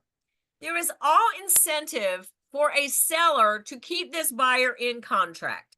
So when the buyer checks out a property, including having inspections, roof inspections, structural inspections, zoning, blah, blah, blah, there could be some issues that come up, and the buyer could say, okay, seller, I want to go through with your property. I'm trying to decide to go through or terminate, but I found some issues. I'm going to ask you if you're willing to address certain issues. And they write up a list, amendment to address concerns with the property. The seller can say, nope, not doing any of it. The seller can say, I'll do a couple, but not all of this. Or the seller can say, sure, I'm doing all of this. Prior to the end of the due diligence period, the seller has incentive to work with the buyer to keep the buyer in contract. After the end of the due diligence period, if the buyer did not terminate, there's no incentive for a seller to do anything, because if a buyer terminates on something like that without anything else provision being written in the contract, the buyer would default. So the due diligence period, how it affects the seller is from an incentive standpoint. And on the amendment to address concerns, that is the only amendment that has a time limit. So if buyer's agents, if you guys are writing an amendment to address concerns with the seller and you're getting to the end of your due diligence period and you have an outstanding amendment to the seller that the seller has not signed, number one, an outstanding amendment to address concerns does not extend due diligence. The due diligence time frame is a drop dead time frame. Number two, if you have an amendment out to the seller to address some concerns and their agent says, yeah, they'll do it, I just can't get their signature on it, and the buyer does not terminate, as soon as you get that back signed, it's unenforceable. So the amendment to address concerns needs to be fully executed prior to the end of due diligence, or it is not enforceable in the contract. Now, buyers and sellers can, you can still negotiate these issues after due diligence, but a buyer can't terminate and get their earnest money back based on those issues after due diligence, unless that's provided for. So just wanted to let you know about that. Okay, so let's say buyer and seller did agree to do some repairs. Well, the buyer has the right to come in even after the due diligence period through closing to check on repairs. It says conduct inspections, examinations, evaluations, appraisals, surveys, tests, meet contractors, so forth and so on through closing. And the seller is to make the whole house accessible, including basements, attics, and crawl spaces. So you listing agents, after due diligence, if your sellers start packing up, just make sure they don't pile boxes in the garage or in the basement to make it completely inaccessible. This section says buyer agrees to hold seller and brokers harmless from all claims, injuries, and damages related to any of their inspection rights.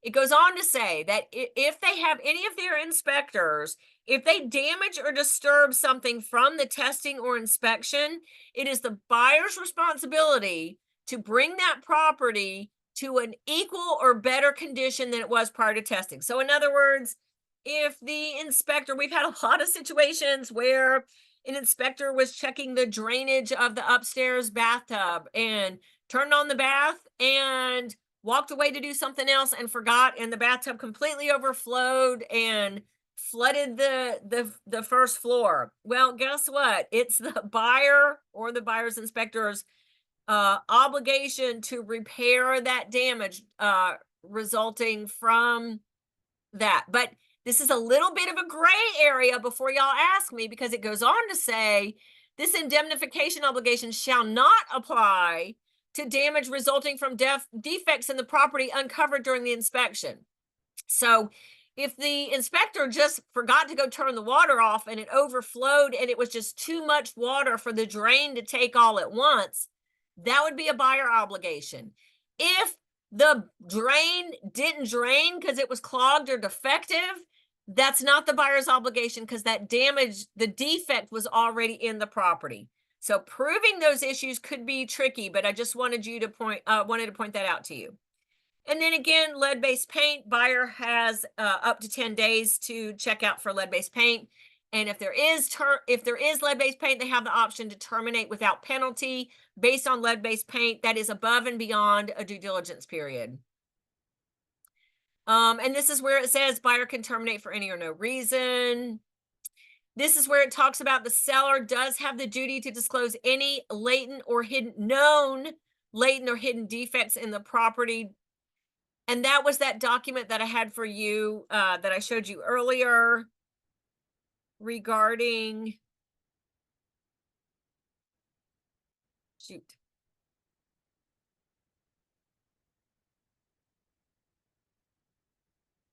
all about seller and agent disclosures. This is all about latent defects and what that is. I've got this document again, and stigmatized properties that we hand out as part of this class. Additionally, because you have a license issued to you by the state of Georgia, if you know of a latent material defect in a house, even if your seller tells you not to disclose it, you have the legal obligation per your license to disclose it. So just wanted to point that out to you, and I will show you guys again where you can get all these handouts.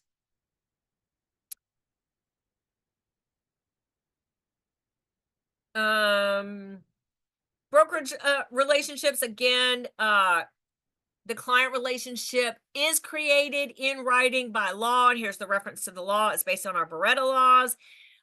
Dual agency is, we're going to take a break in just a few minutes. Dual agency is allowed by law as long as it is disclosed and agreed to. There is consent several times in your brokerage agreements and in your purchase and sale agreements. Some brokers do not allow it as a policy, but it is legal. Here's where it talks about brokerage. This is stuff I've already discussed or addressed in the class. This is just where it is. Here's where I said this was my quiz, my pop quiz question. The brokers herein are signing this agreement to reflect their role in the transaction, meaning if they represent the party as a client or not, and consent to act as holder. The agreement and any amendment is enforceable even without the signature of a broker. You guys, don't ever take anything an instructor tells you at face value. Make them prove to you where it is. So I already told you that, but that's why I said it, because it's written in the purchase and sale agreement. This paragraph protects you as the agent and us as your broker. Buyers and sellers have not relied upon any advice or representation of brokers other than what is included in this agreement. Brokers have no duty to determine whether not only the identities of the buyers and sellers are legitimate, a new fraud issue we're having, but we have no duty to inspect the property, do repairs, go over reports, anything that could have been revealed by reports, inspections, so forth and so on. Buyer and seller should seek independent expert advice on any matter of concern to them.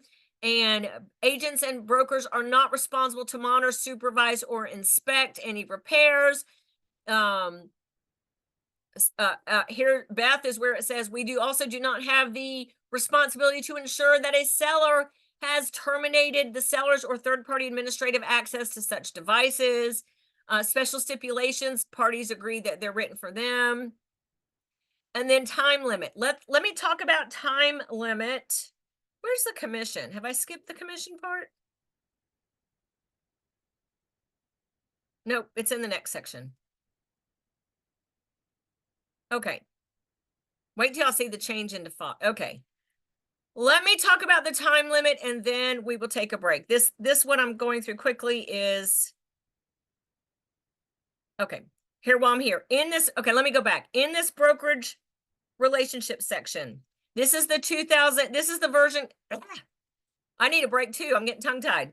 This is the version coming out in July. You will know, because see here at the bottom, it says 7/1/24, so that's a revised version.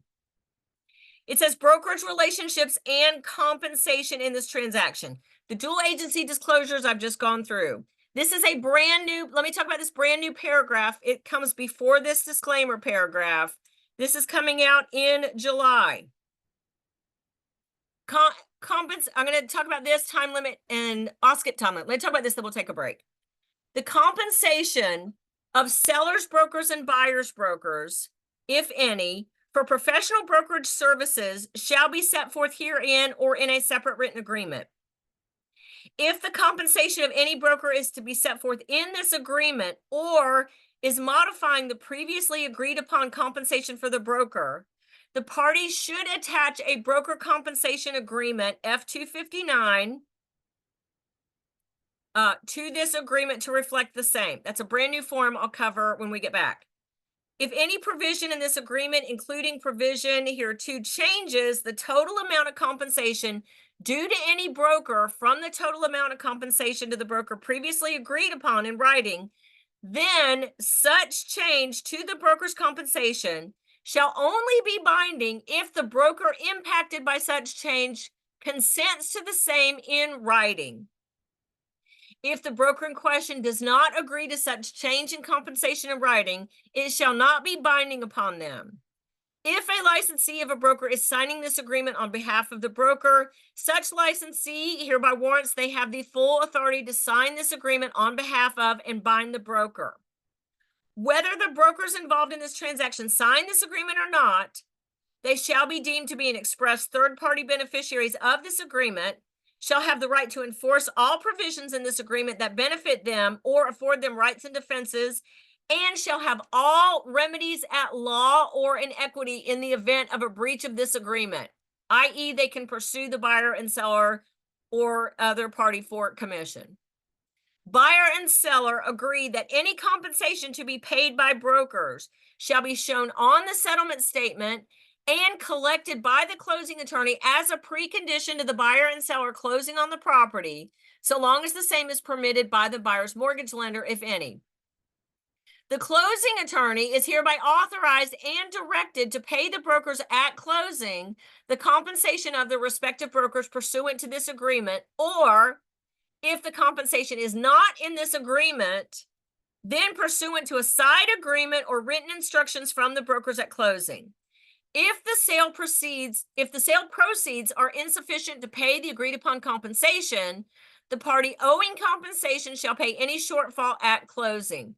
The acceptance by the brokers of partial compensation at closing shall not relieve the party owing the same from paying the remainder after closing, unless the brokers have expressly agreed in writing to accept the amount paid in full satisfaction of broker's compensation.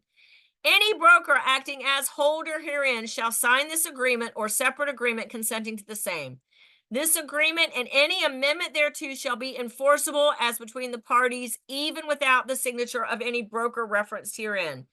That last section means because as brokers, because we don't sign your purchase and sale agreements, it's usually just you. So that means it doesn't need the specific broker's signature, because you up here warrant that you had the right to sign. So I think it's time for a break. So I have 11:15 and we are going. All right, welcome back. I am going to cover the rest of the purchase and sale agreement, not as in depth, but I'm going to cover some main issues that continue to be questionable even among the most experienced agents. And then I do want to cover a lot of the new forms, especially as they deal with compensation for a purchase and sale agreement. So, time limit of offer.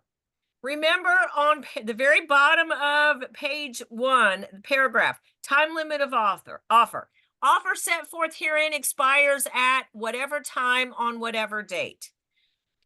So many agents think this refers to a response time, that the seller, usually it's coming from a buyer, the initial offer comes from a buyer to a seller, that this is the time the seller must respond to their offer. That is absolutely not what a time limit is. A time limit is the date when the offer expires, unless prior to that date and time, both the following have occurred. Offer has been accepted by the party to whom the offer was made, and notice of acceptance was delivered. It's that offer as presented without any changes. It's only open for acceptance. Let's say it said 6 p.m. tonight. That means a seller has until 6 p.m. tonight to sign it without making any changes and send that signed copy back to the buyer. Then you are binding. However, if a seller is going to make a counter offer, it doesn't matter. It doesn't matter what the time limit is. A seller can make a counter offer before the time limit. A seller can make a counter offer later on today after the time limit. A seller can make a counter offer 3 days from now. The time limit is only those terms without change are open for acceptance until that time. If the seller's going to make a counter offer, the time limit is a completely moot point and has no bearing on the contract whatsoever. As a matter of fact, if the seller uses the counteroffer form, there's a new time limit so that it's not perpetually open. If a seller makes, let's say a buyer makes an offer and doesn't put a time limit on it, and then they never hear back from the seller, 3 weeks from now, the buyer goes, they're under contract, scheduled to close on another house. All of a sudden, this seller signs this offer and sends it back. Well, now the buyer also has a binding contract on this one too. So the time limit is to take that offer with those terms off the table, but it is not a response time. And so many experienced agents still get that incorrect, even now. Barry Manilow fans. Okay. Notice, generally speaking, when it says notice, it must be in writing, signed by the party giving notice. Agent to agent communication has no bearing on the contract regarding the buyers talking to the sellers, agreeing to terms, countering terms. Y'all signatures have nothing to do. It has to be signed by the party giving notice, i.e. buyer or seller. If it is going to be by email, then it is deemed to believe delivered and received when it is sent. So, you guys, point of practice, if you're emailing an offer or a counter offer to another agent, you need to follow up with that agent and say, I just emailed you the buyer's offer. I just emailed you the counter offer. I just emailed you this. Did you get it? Because sometimes it goes to junk mail or whatever. But like, let's say you have a buyer, let's say the buyer's terminating under due diligence and you're on the last day of due diligence, it's 10 o'clock at night, and they send their termination notice and it expires tonight at 11:59. Well, the seller's agent doesn't get it or doesn't open it until tomorrow, or it goes to their junk mail. It doesn't matter. The buyer is still terminated prior to the end of their contingency because they emailed, if the buyer's agent can prove, they emailed that termination to the seller before 11:59 p.m. at night. It doesn't matter when the listing agent opened that email. That's what it says here. It is deemed to have been received when the sender can prove they sent it. Default. Okay, this changed. So let me show you what it is. So for the seller, if a buyer defaults on a contract, the seller's sole remedy is the earnest money. That's it. They can't sue the buyer for any expenses they've incurred by missing out on their new home or turning on their utilities, so forth and so on. Now, don't get me wrong. When I say they can't, they can. Anybody can sue anybody for anything.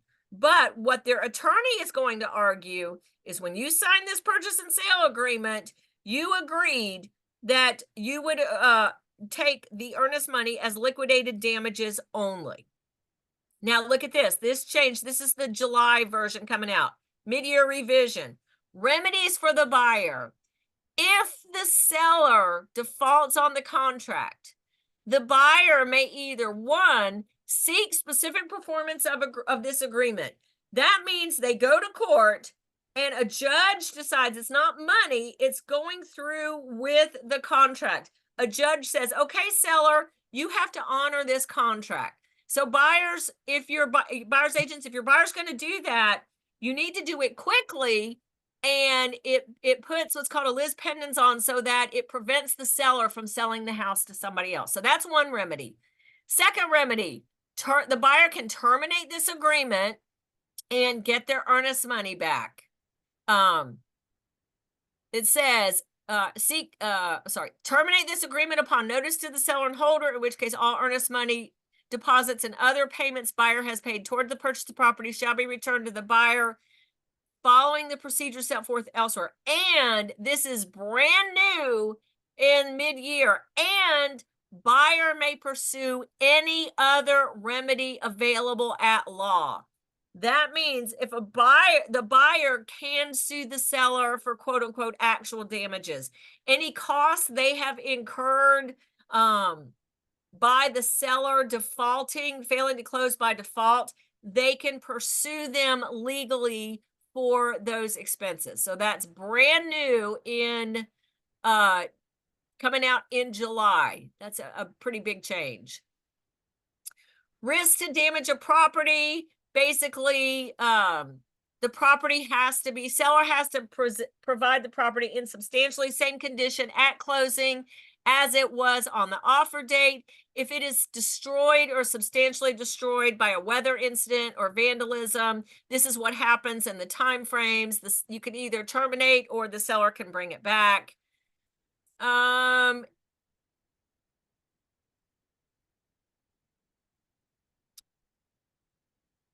This has to do with assignment. You guys working with investors, just know the GAR contract is not assignable in and of itself. The seller has to give their written permission.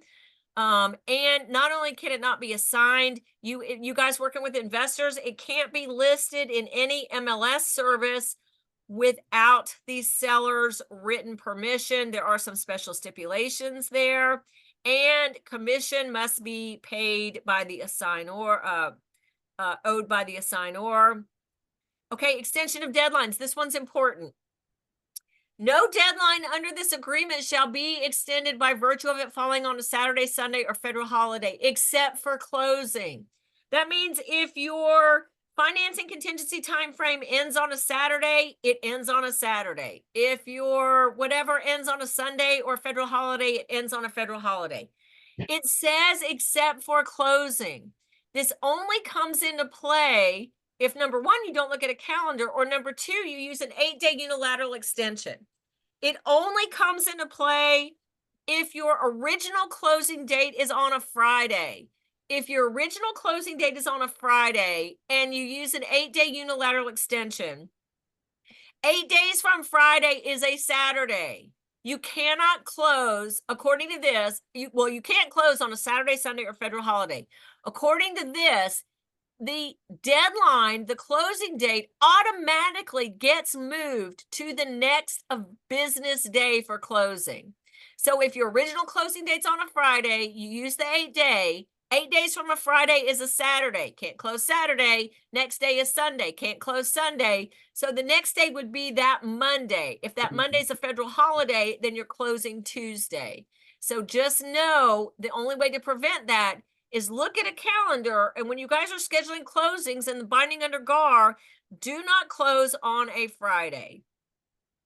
No requirement for anybody to use the GAR form. This is the special stipulation for assignment. For you agents that are also investors, there is a special stipulation for you, special stipulation 104, agent's intent to resell property. No authority to bind. I've already addressed this, that you guys by your emails or your signature on a form can't bind the buyer and the seller to any terms. This is all about binding agreement date.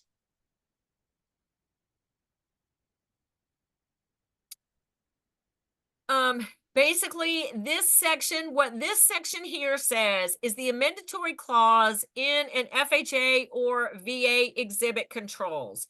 Basically, what that means, if buyer's getting an FHA or VA loan and it doesn't appraise for sale price, then the buyer can terminate through day of closing and will get their earnest money back, regardless of any exhibit and regardless of any special stipulation.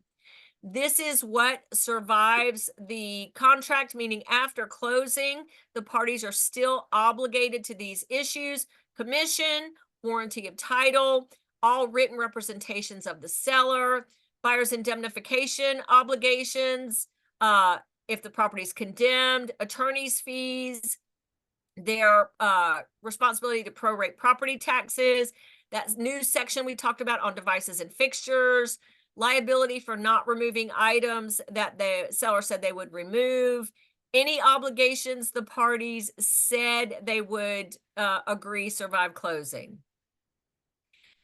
Banking day is Monday through Friday, no federal holiday. Broker also means you, the affiliated licensee. A business day is the same thing as a banking day. An actual day is a calendar day. Closing, this defines what closing is. Closing is, okay, question, can you still use a special stip that allows for contract dates to be moved if they fall on a weekend or holiday? Yes, if the parties agree to that, you would add a special stipulation that would say something to the effect of all days referencing contract shall be a banking day. So I would use one of these terms as already defined. So you could do that if the parties agree to that. Great question. This defines closing. So not only is a closing when a buyer and a seller sign the closing paperwork, but it is also when the funds are dispersed and documents, everything signed to be recorded. So that definition of closing is a new definition in 2024. Cyber fraud is horrible. Again, it's just the emails being hacked. And so this definitely, you want to point this out to your buyers and your sellers, sending wire for payoff or using their proceeds to go purchase another house.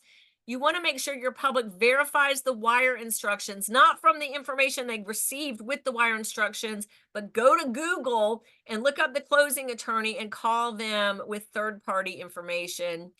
This is a new thing. We've got a lot of seller fraud going on where there are a lot of bad guys impersonating sellers. It especially has to do with vacant land. So this is a new section there. This is great. This says that the liability for any broker agent cannot be greater than the amount of a commission paid. If no commission, then $100. All right, and I've skipped something, so hang on. Also, okay, this is the new, the 7.1 version coming out. A new section on compensation. So new paragraph G.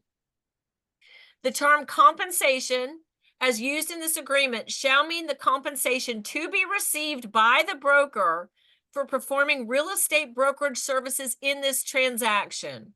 regardless if it's a flat fee, percent bonus, or some other method of compensation. So they've just defined compensation.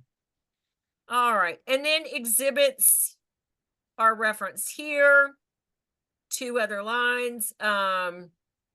Again, just a note, if because a special stipulation will supersede an exhibit, then you don't want to write a special stipulation for something already addressed. In other words, if you have a loan exhibit that has an appraisal contingency in there, you do not want to write a special stip that says property to appraise for sale price, because your special stipulation supersedes that exhibit. And okay, well, what happens if it doesn't appraise for sale price? Well, we have no idea because you did not add that into that special stipulation. The exhibit goes on and on about policy, about procedures and timeframes, what to do if a property doesn't appraise, but your special stipulation just negated that entire exhibit.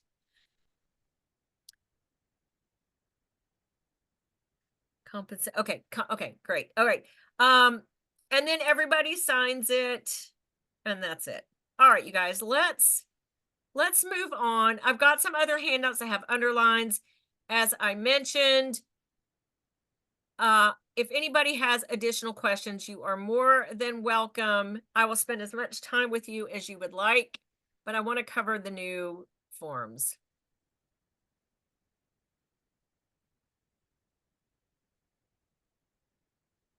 So let's talk a little bit.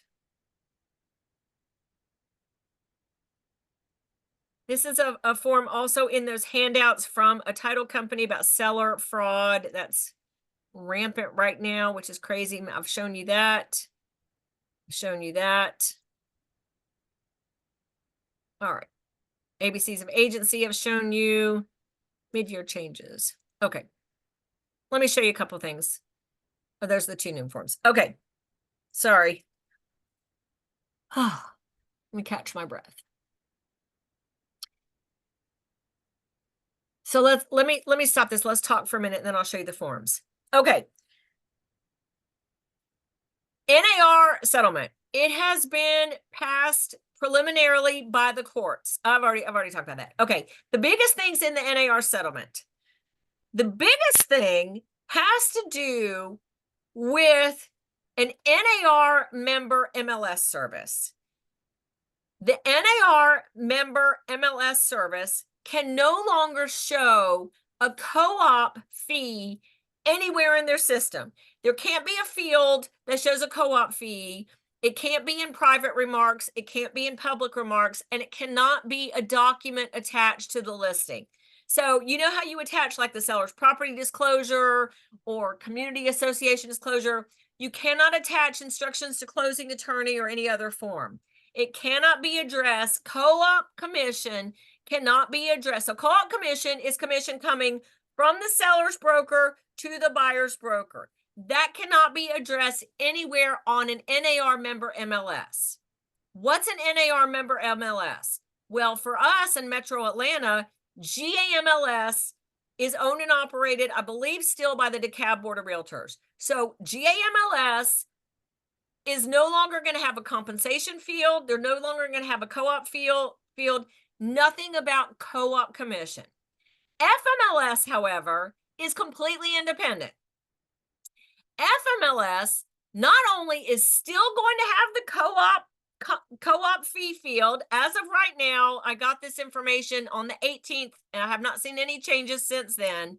GAMLS information just came out 2 days ago. But FMLS is still going to have a co-op field where you're going to see a blank percent. That's the co-op fee coming from the seller's broker to the buyer's broker. You can attach any document. You can attach commission instructions. You can attach any of the other commission or compensation documents I'm going to show you in a second. And FMLS has added a brand new section called compensation comments. So there's a whole new section on anything having to do with compensation, what the co-op fee is, changes to the co-op fee. For example, I've seen it a lot. If a buyer's agent is not present at time of first showing, co-op fee shall be X% versus Y%. There's a whole new field in FMLS for any comments having to do with compensation. But Georgia MLS is not going to have anything, and Navica is not going to have anything. The majority of MLSs in Georgia are owned and operated by NAR and have to comply with that part of the settlement. They can choose to opt out, but most of them are opting in.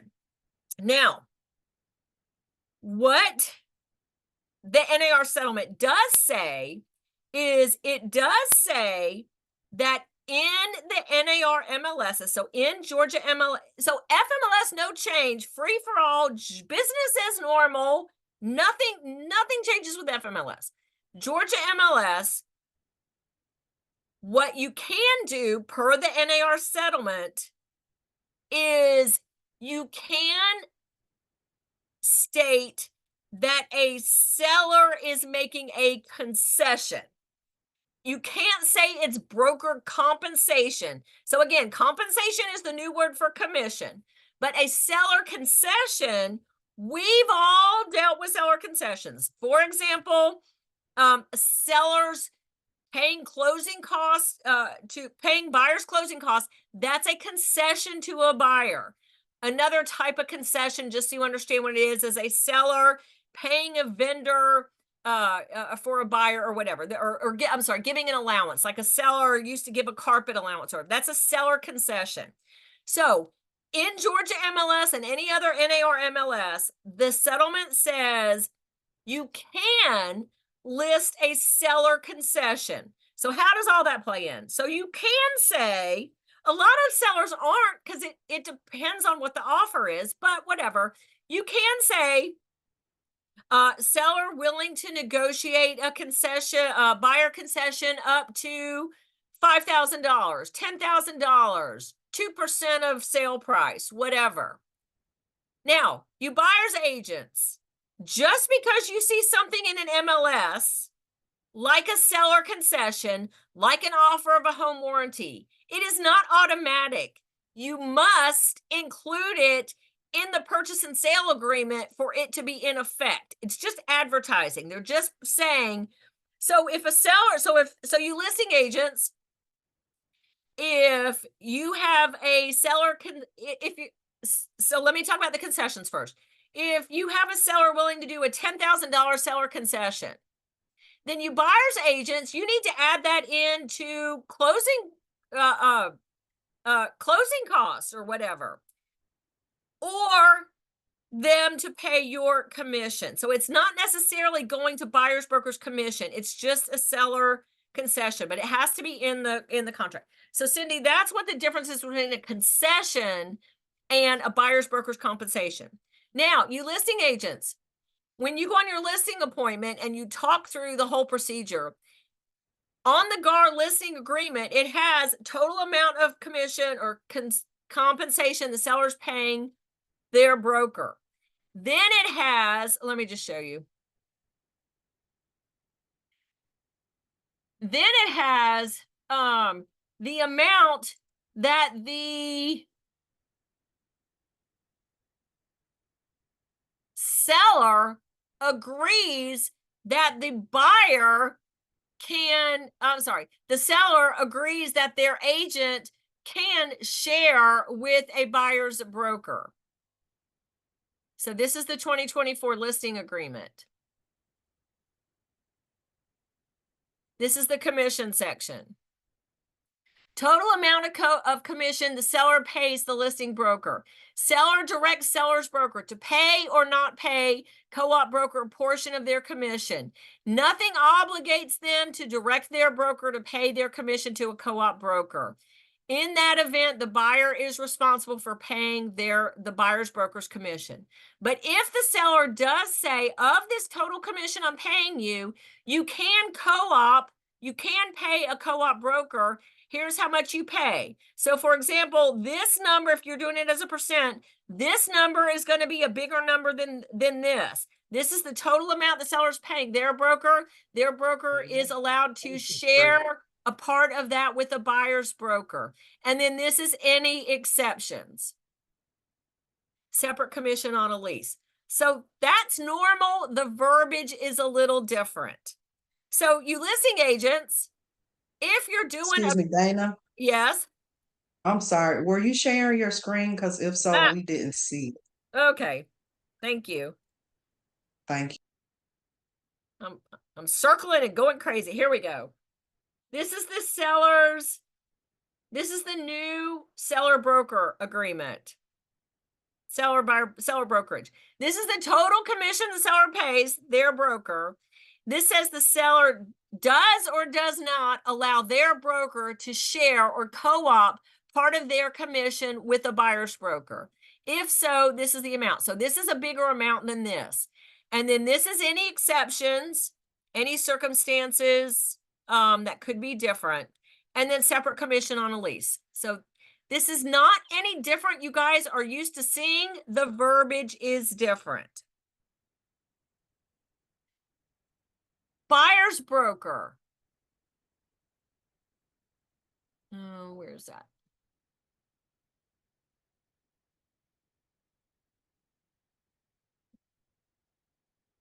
This is the commission section, and I'm sorry, that's probably going to change to compensation. Hang on a second. It takes my computer a second to come up. This is the July version of the buyer brokerage agreement. I'm going to get back to the purchase and sale and some of the other forms in a minute, but let me go through these. This is the buyer brokerage agreement. This is the commission section.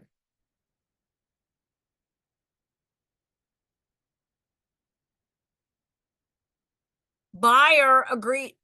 You guys, this isn't different either. Some of the verbiage is different, but conceptually, this has been in our contracts and our brokerage agreements for a long time.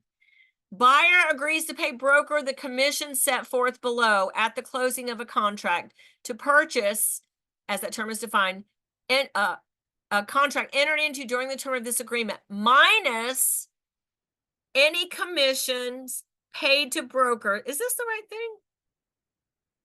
I'm sorry. Hang on.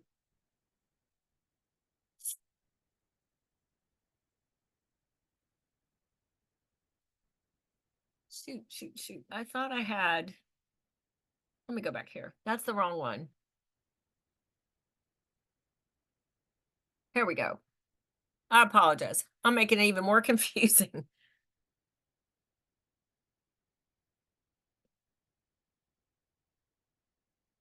All right. Here we go. I'm back to the seller one. I'm sorry about that. You guys have too many forms on my computer. This is the listing agreement. Generally, compensation to brokers is negotiable and is not set by state law. That's in direct compliance with the NAR settlement. However, this does not obligate individual licensees and brokerage firms to necessarily negotiate their compensation.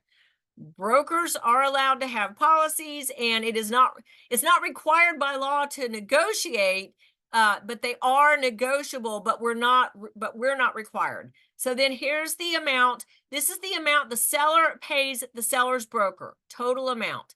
Optional compensation to buyer's broker. Seller hereby approves of the following compensation to be paid to the buyer's broker, either by the seller in addition to what they're paying their own agent, or by their broker out of what they're paying, or a combination of both. So if you mark that the seller, so the seller's paying their broker X amount of money here. If the seller agrees in addition to that to pay a buyer's broker, you would mark seller in addition and put the amount here. If the seller says, I'm going to pay you a big amount, you share that with the buyer's broker. Then you mark this box, seller's broker, out of what they're getting paid to share or co-op with the buyer's broker. If it's a combination, you mark this and write other. So it would be seller is paying their broker this amount, and then of this amount, seller's broker to co-op a portion, and seller will also pay amount. So that's how that works there. If seller's offer of compensation to the buyer's broker is conditional, specified. That's that situation where it's, if buyer's agent not present at first time of showing, blah, blah, that's where you would put that there. For all purposes herein, buyer's broker shall mean broker, including broker representing seller, if they're also working with or representing buyer as client. That means if you have both sides of the deal. That's the seller brokerage agreement. The buyer brokerage agreement coming out in July.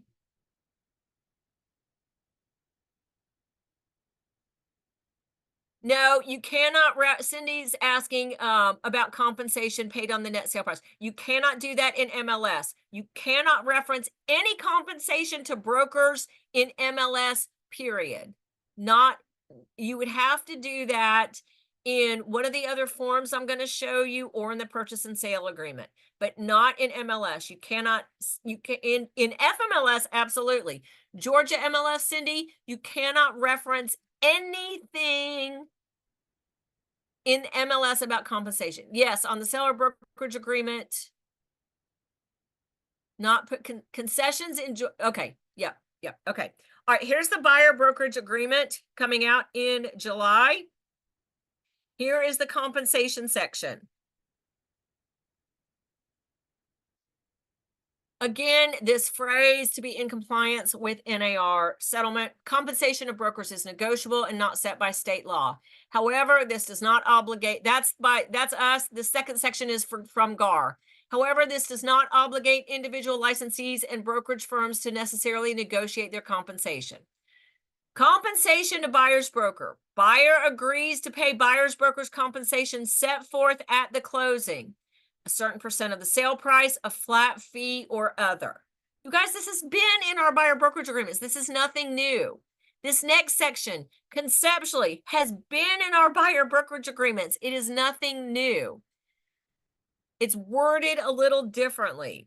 It says, buyer either approves or disapproves of buyer's broker receiving compensation from the seller or the seller's broker. Nothing herein shall be interpreted as a promise by the seller or seller's broker to pay or offer to pay compensation to the buyer's broker. If the buyer approves such compensation being paid by the seller and or seller's broker to the buyer's broker, the maximum amount the buyer's broker may receive from the seller or seller's broker, and you fill this in. This is part of the NAR settlement that states a buyer's broker may not receive at closing any compensation that is more than what is agreed to by a buyer in an agreement. So let's say you fill this in with just a percent of the sale price and leave this zero. Don't leave this zero, but let's say you did. And then the buyer ends up buying a property and the seller's offering a buyer's broker bonus. Well, guess what? You cannot accept that buyer broker bonus because the buyer didn't agree to it in an agreement. Now, you guys, you can always amend an agreement. So if by accident you left this zero, or you put in an amount that's less than a bonus being offered by a seller, like some of the new construction companies have big bonuses out there, you can always go back to this buyer brokerage agreement and amend your buyer brokerage agreement for that paragraph. But just my point is, don't leave this blank. So not only can a buyer's broker not accept any compensation more than what a buyer had agreed to, that amount cannot be left open-ended. In other words, you can't write any bonus offered by the seller side. You have to put not to exceed X amount of dollars, which is why GAR has it expressed as a percent of the sale price or a flat fee. And then this next section, possible reduction in buyer's compensation obligation to a buyer's broker. Any compensation the buyer's broker receives from the seller or the seller's broker shall reduce the compensation that the buyer shall pay dollar for dollar, not reduce the compensation or special exceptions. So that means if the buyer agrees to a certain percent here, you're getting a co-op fee from the seller's broker or from the listing broker or from the seller themselves that either gets subtracted from what they owe or not. So let me talk a little bit about the term obligation, because remember in the closing costs, it said that a buyer could use a seller's contribution to the buyer's closing costs to offset a buyer's commission obligation. So let's say you have here that your services for a buyer, they're never free, so never leave this zero. That's also in the NAR settlement. Let's say it is, I don't want to talk specifics because I don't want to get in trouble. So let's say this is, let's just say this is a certain percent that the buyer says, I'm hiring you as a broker and I'm willing to pay you a certain percent, a big percent of the sale price for compensation for your professional services. I agree that you can get compensated also from the seller or from the listing broker, and whatever compensation they get you shall deduct or subtract from what I owe you. So if the amount that you're getting, let's say, if the amount that you're getting as a co-op fee from a listing broker is less than what the buyer has agreed to pay you, then that creates an obligation on behalf of the buyer. So let's say this says, I agree to pay you, I'll just use the old 10 apples. And a seller's broker, the listing broker, says, as incentive for buying my seller's property, I'm going to share 5 of my apples with you. So the buyer owes you 10, says they're going to pay you, that you deserve 10. That 10 is going to be offset by the listing broker giving you 5. That creates at closing a buyer obligation to pay you 5 apples. If the buyer said they're going to give you 10 apples at closing, and the listing broker says, well, I'll give you 10 apples as incentive to come buy my listing, 10 minus 10 is 0. There is no buyer obligation to pay you any apples at closing. So the obligation only comes in play for a buyer if the number here is larger than any number that's being offset down here by the seller or the seller's broker. That's what creates an obligation. Okay, so to use closing costs or so forth or so on. Okay, what if an agent in a listing broker company is the agent working with the buyer? Then the same thing applies, and that's what was just addressed in that's why they have this here, where it says here, Paul, for all purposes here in buyer's broker is the broker, including the broker representing the seller, if they're also working with the buyer. So when you're working with the buyer and you have both sides, your buyer needs to either sign a buyer broker or a customer obligation. Part of the NAR settlement is before you ever work with a buyer, actually before you ever show a buyer, you have to get them to sign an agreement that discloses their financial obligation to you for your services. So let me show you the changes they made to the agreement of buyer to work as a customer. It's pulling up now. This is the July 1st revision agreement to work with buyer as customer. Okay, hang on before. Listing agent will be aware of compensation. Okay, Beth, I'm gonna get to that in just a minute. So hang on. Okay. This is agreement to work with buyer as a customer. So number 1, this just describes the relationship that the buyer is working with you and your broker as a customer, and you can only perform ministerial acts. We've talked about that. I've shown you that handout. Buyer or broker can terminate this agreement at any time upon written or electronic notice. And customer acknowledgement regarding commission. And I think they'll change that to compensation. Broker will have the right to share in the commission being paid to the seller's broker on any property purchased by the buyer if the broker is the procuring cause of sale or would have been. And again, I think they'll change that to compensation. Okay.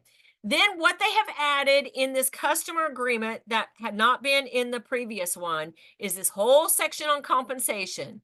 It's exactly the same that I just went over in the buyer brokerage agreement. Exactly the same. Talks about generally compensation to brokers is negotiable, not set by state law. However, does not obligate individual licensees and brokerage firms to negotiate. Buyer agrees to pay buyer's broker. The compensation is set forth below. Percent of sale price, flat fee, other. Optional compensation from seller or seller's broker. Buyer approves or disapproves of the buyer's broker. You're still the buyer's broker, even if you're working with the buyer as a customer. They've still chosen to work with you. It's just the nature of that relationship. So exactly the same. They do or do not approve of you receiving compensation from the seller. If they do approve, here's the maximum. And this is any compensation that you receive shall offset what they agree to pay you, shall not reduce the compensation they agree, and any special exceptions. Now, when compensation is due, buyer shall be obligated to pay the buyer's broker the compensation referenced at the closing of the property buyer agrees to buy purchases that was shown to or identified by the buyer's broker to the buyer within the later of, don't miss this blank, so many days of the date of this agreement. Don't leave this blank. That's the date of the agreement there. So within so many days of that date, or the last date the buyer's broker showed any property to the buyer. Notwithstanding the above, this section shall not apply if the buyer enters into an exclusive buyer brokerage agreement with another broker. That means you're working with a buyer as a customer and you identify a property. They have a time limit on it because if the buyer comes back 3 months from now and buys that property, you are not necessarily entitled to compensation based on this customer agreement. That's why they have this timing in there. Okay. Now, the question comes up because they've made it tricky by taking out co-op, at least what to expect from a listing broker out of the Georgia MLS and any other NAR MLS. How do you know what you're going to get paid? So let's talk about this, and then I'm going to show you the other forms and what to do. So they're trying to do this to be transparent, and so agents don't steer buyers to a property where they're going to get paid more. I'm going to keep my opinion out of it, but that's what they say their intent is. Remember, we talked about that buyer obligation. So you're working with a buyer before you ever show a buyer a property. NAR settlement now says, so you're under these same terms if you are a realtor. NAR settlement now says before you ever show a buyer, you have to get them to sign an agreement disclosing their financial obligation to you for your professional services. It can be a buyer broker, it can be an exclusive buyer brokerage agreement. It could be a non-exclusive buyer brokerage agreement. It could be a customer agreement. It could be an exclusive buyer brokerage agreement, but for just a specific property identified as a special SIP for a week. It could be any combination thereof. Get with your broker to go through some of these issues. But so now you show a buyer says they're obligated to pay you 10 apples at the closing of a transaction. Well, you find a house that they want to see, and you don't know, it's not in FMLS. You should be able to find out that information. In Georgia MLS or any other NAR MLS, you're not going to know from the MLS. So as a buyer's agent, what do? Well, you're going to reach out to the listing agent and say, are you co-oping? They're still co-op. They have not outlawed co-op fees. There's still they can still pay you. They could communicate that in an email. They can send you instructions to closing attorney. They can show you this new form I'll show you in 2 seconds. they can put it on their website. Your broker can put it on their website. You can put it on social media. You can put it on a sign in the yard. You can put buyer agent friendly. You can put a specific amount on a sign writer. It just cannot be in the MLS, in an NAR MLS service. But so if you know what let's say your buyer's going to pay you 10 apples, and you contact the listing agent before you show it, the listing agent says, yep, I'm co-opting 10 apples, go show your buyer. If your buyer has signed an agreement agreeing to pay you 10 apples, and the buyer's agent, the listing agent says, I'm only co-opting 5 apples or 0 apples, or you cannot get information from the listing agent at all, what do? Well, then you go to your buyer and you say, okay, buyer, at closing, you're going to have to pay my broker 10 apples. We're going to try to figure out a way to get that offset from the seller side, either the listing broker or the seller themselves. If not, though, you have that financial obligation. Do you want to see this house? Yes or no? So put it on the buyer whether they choose to see the house or not. It's not you steering, it's you saving that buyer from a potential financial burden that they have no clue about until you get to a contract. So, what about rentals? I believe that was also changed in the tenant brokerage agreement or not. But yes, you need to get compensation worked out. So, okay, back to the issue at hand. What are other ways, buyer's agents, you can find out what compensation is coming to you so that it doesn't necessarily, so listing agents, how do you get paid? You get paid from the seller, okay? Buyer's agents, how do you get paid? Buyer's agents get paid from the buyer and or from the listing broker and or from the seller directly.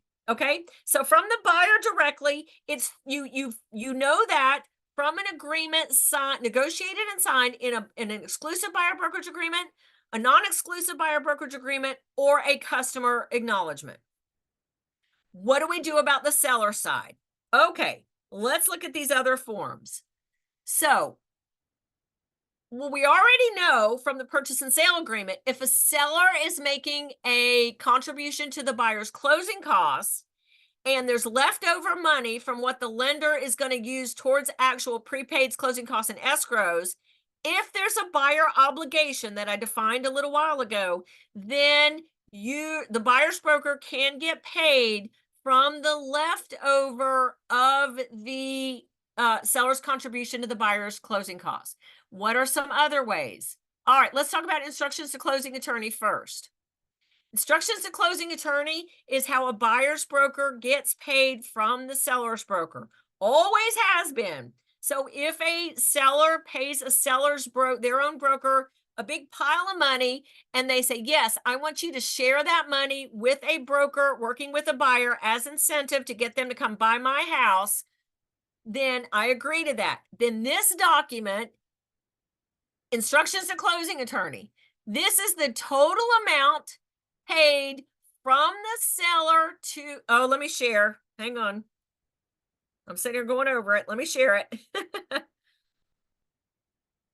Where's my share screen?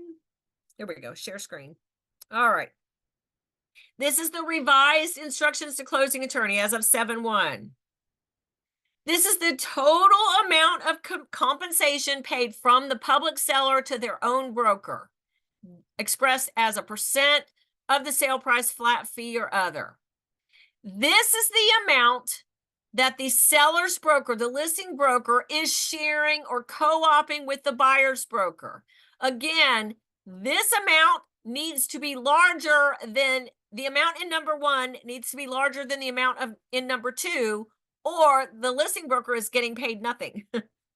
So that's the tradition, that's the co-op that you guys are used to seeing.